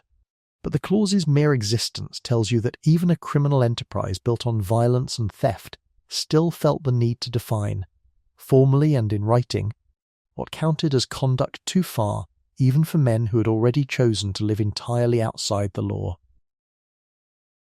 Perhaps the single most consequential power written into these articles, and the one modern audiences find most genuinely surprising, was the crew's right to vote for their own captain, and, just as importantly, to vote him out again if he failed to lead effectively or grew too tyrannical. This stands in stark, deliberate contrast to nearly every other maritime institution of the era. A naval captain held his position by royal commission, answerable to distant admiralty officials rather than his own crew. A merchant captain answered to a ship's owner back in port, a man who might never set foot aboard the vessel at all. A pirate captain, by comparison, held his authority only as long as his own crew continued to trust his judgment, and could be replaced by a simple vote the moment that trust broke down, a genuinely radical arrangement for its time, extending a form of democratic accountability to men who had almost none of it available to them anywhere else in their working lives, whether in the Navy, the Merchant Marine, or the ordinary trades many of them had left behind ashore. Stede Bonnet, whose brief and unusual career this account has already followed to its grim end in Charleston, offers a genuinely instructive real-world example of exactly how fragile that captaincy could be, even for a man who'd purchased his own ship outright and never truly earned his crew's confidence the way most captains had to. Several accounts suggest Bonnet's own crew, recognising early on that their captain lacked the practical sailing and combat experience most successful pirate captains possessed, grew restless enough under his leadership that he was persuaded, or perhaps pressured, into an alliance with the far more experienced Blackbeard specifically to shore up his own authority. An arrangement that, whatever its other consequences, tells you plainly that even a wealthy, self-financed captain wasn't exempt from his own crew's judgment about his fitness to lead. A captain's title, on paper, meant considerably less than a captain's demonstrated competence, and crews of this era were not shy about drawing that distinction when it mattered. That democratic structure extended, in practice, well beyond simply choosing a captain. Major decisions, whether to pursue a particular prize, whether to risk an engagement against a heavily armed target, how to divide unusually large plunder, even whether to accept a truce or pardon offered by a colonial governor, were frequently put to a vote among the assembled crew rather than decided unilaterally from the quarterdeck. The captain retained clear authority during an actual battle, when split-second decisions genuinely required a single chain of command, but outside of combat, a pirate ship often functioned less like the rigid hierarchy popular imagination assumes, and more like a rough-functioning, if narrowly defined, democracy, one confined entirely to the men actually aboard and offering nothing at all to the merchants, sailors, and enslaved people these same crews preyed upon, and in the case of the slave trade specifically, sometimes directly participated in and profited from. It's worth being honest about the limits of this system, rather than romanticising it past what the evidence supports. The articles governed the crew's own internal life. They offered no comparable protection or voice to the victims of piracy, and plenty of pirate crews, this account's own earlier chapters included, treated captured sailors, colonial hostages, and enslaved people aboard captured vessels with a brutality the articles never pretended to regulate. The same ship that guaranteed its own quartermaster a vote and its own wounded man a fixed payment for a lost leg might, in the very same voyage, participate in exactly the kind of human trafficking this account has already touched on more than once. The internal fairness and the external violence existed side by side on the very same deck, without much apparent contradiction in the minds of the men living both realities simultaneously. Enforcement of the articles, too, varied a great deal depending on the individual captain and crew, and it would be a mistake to treat every documented set of articles as a perfectly reliable guide to how any specific voyage actually unfolded in practice on any given day. Blackbeard's own crew, for instance, operating under a captain whose reputation rested substantially on sheer intimidation rather than careful consensus, likely enforced whatever articles they'd agreed to with considerably more informality and captain's discretion than a crew like Bartholomew Roberts, whose fleet's articles survive in unusually thorough detail precisely because the scale of his. Trial afterward generated so much surviving testimony about how the crew actually governed itself day to day. The written document and the lived reality aboard any given ship could diverge considerably, and honest history has to hold both possibilities in mind, rather than assuming the paper record and the actual experience were always one and the same. Quartermasters occupied a particularly interesting position within this whole structure, one worth understanding on its own terms. Elected by the crew rather than appointed by the captain, the quartermaster served as a genuine check on captain's authority during ordinary operations, responsible for distributing food and provisions fairly, adjudicating minor disputes among crew members, and, on many ships, holding equal or nearly equal say to the captain himself outside of actual combat. It's a role with no clean equivalent aboard naval or merchant vessels of the era, a kind of built-in second authority specifically designed to prevent any single captain from accumulating unchecked power over men who had, in most cases, already fled unchecked power once before in choosing this life to begin with. The quartermaster's specific duties, where surviving records describe them in detail, revealed just how central the role actually was to daily shipboard life beyond the occasional dramatic dispute, and just how much practical trust it demanded of the man chosen to hold it. He typically oversaw the actual physical distribution of plunder once shares had been agreed upon, a task requiring both careful arithmetic and considerable trust from a crew watching closely to ensure nobody, captain included, was quietly favoured in the count. He often held responsibility for discipline in more minor matters too, meting out lesser punishments for small infractions without needing to escalate every disagreement to a full crew vote, functioning as something close to a first-line judge in disputes too small to warrant the whole ship's attention but too significant to simply ignore. On some vessels, the quartermaster even took the lead in boarding a captured prize, assessing what was worth taking before the rest of the crew swarmed aboard, a position of genuine trust and responsibility that speaks to how seriously these crews took the role, whatever the surrounding chaos of the enterprise as a whole. None of this made a pirate's life safe, comfortable, or remotely fair by any standard beyond the narrow one these men had agreed to among themselves. The compensation for a lost leg never actually replaced the leg. The vote for captain never guaranteed a good one. The quartermaster's oversight never eliminated cruelty entirely. And plenty of pirate captains, history plainly shows, found ways to bend or ignore the articles when it suited them regardless of what had been formally agreed. But set against nearly every other option available to an ordinary sailor in this era, naval service under harsh discipline and irregular pay, merchant service under captains answerable to nobody aboard, or a life of poverty ashore with no safety net at all, the articles represented something genuinely unusual, an attempt, however imperfect, by ordinary men with almost nothing else in the way of security, to build a system that at least tried to account for what might happen to them, and to make sure that if the worst did happen, it wouldn't happen invisibly, unrecorded, and uncompensated. There's a genuine, documented example worth including here of what happened when a captain's leadership failed badly enough that a crew actually exercised this power, because it grounds the abstract principle in something concrete rather than leaving it as an interesting footnote. Multiple accounts from across the Golden Age describe crews formally deposing captains judged too cowardly in battle, too harsh in ordinary discipline, or too incompetent at the basic business of finding and taking prizes to justify continued command. The deposed man sometimes marooned alongside any officers who'd remained loyal to him, sometimes simply set ashore at the next port with his original share intact, the crew's judgment rendered and the matter considered settled. It's a strikingly different picture from the popular image of a single, unquestioned pirate captain ruling through fear alone. The fear, where it existed, ran in both directions. A bad captain had genuine reason to fear his own crew's judgment, because that judgment carried real, enforceable consequences. That's the strange, quiet dignity sitting underneath everything this whole account has described: the wounds, the fevers, the amputations, the ransomed medicine chests, the surgeons willing and unwilling alike. None of it erased the brutality of this life. But none of it happened inside a total vacuum of care.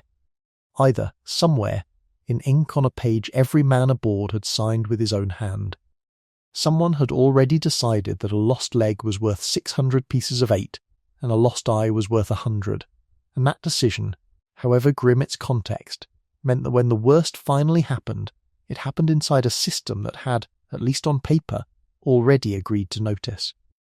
There's something worth sitting with, one final time, in the image of that circular signature, dozens of men, each signing his own name or mark in a ring around a document neither royal law nor any distant employer had asked them to write, agreeing among themselves to a set of rules nobody outside that particular crew would ever enforce or even necessarily respect.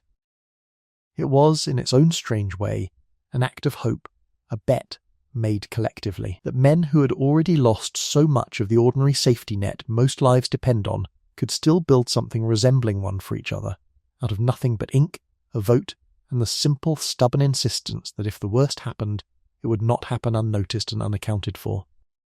Whatever else piracy took from these men, or they took from others, that particular act of quiet mutual insurance is worth remembering plainly, without either excusing the violence around it or erasing the genuine care it represented. Somewhere off the coast of Charleston, in May of 1718, a wooden chest of bark, lancets, and rationed opium changed hands between a terrified colonial governor and the most feared pirate in the Atlantic. And a 4-year-old boy named William Ragg went home to his mother a little colder, a little more frightened, but entirely unharmed. That chest is long gone now, its bark dust and its dressings and its careful little paper packets scattered to whatever ships eventually inherited pieces of it. And its story survives today only in a handful of old letters and a councilman's grateful account of a week he never forgot. But somewhere in that chest, and in every chest like it aboard every ship this account has followed tonight, sat the same quiet, stubborn promise that a life at sea, however brutal and however short, would not simply be spent and discarded without anyone bothering to notice. You've met Gully, humming tunelessly to keep a wounded stranger's mind occupied. You've met Exquemelin, starving and indentured, learning a trade that would eventually make him one of history's most valuable eyewitnesses.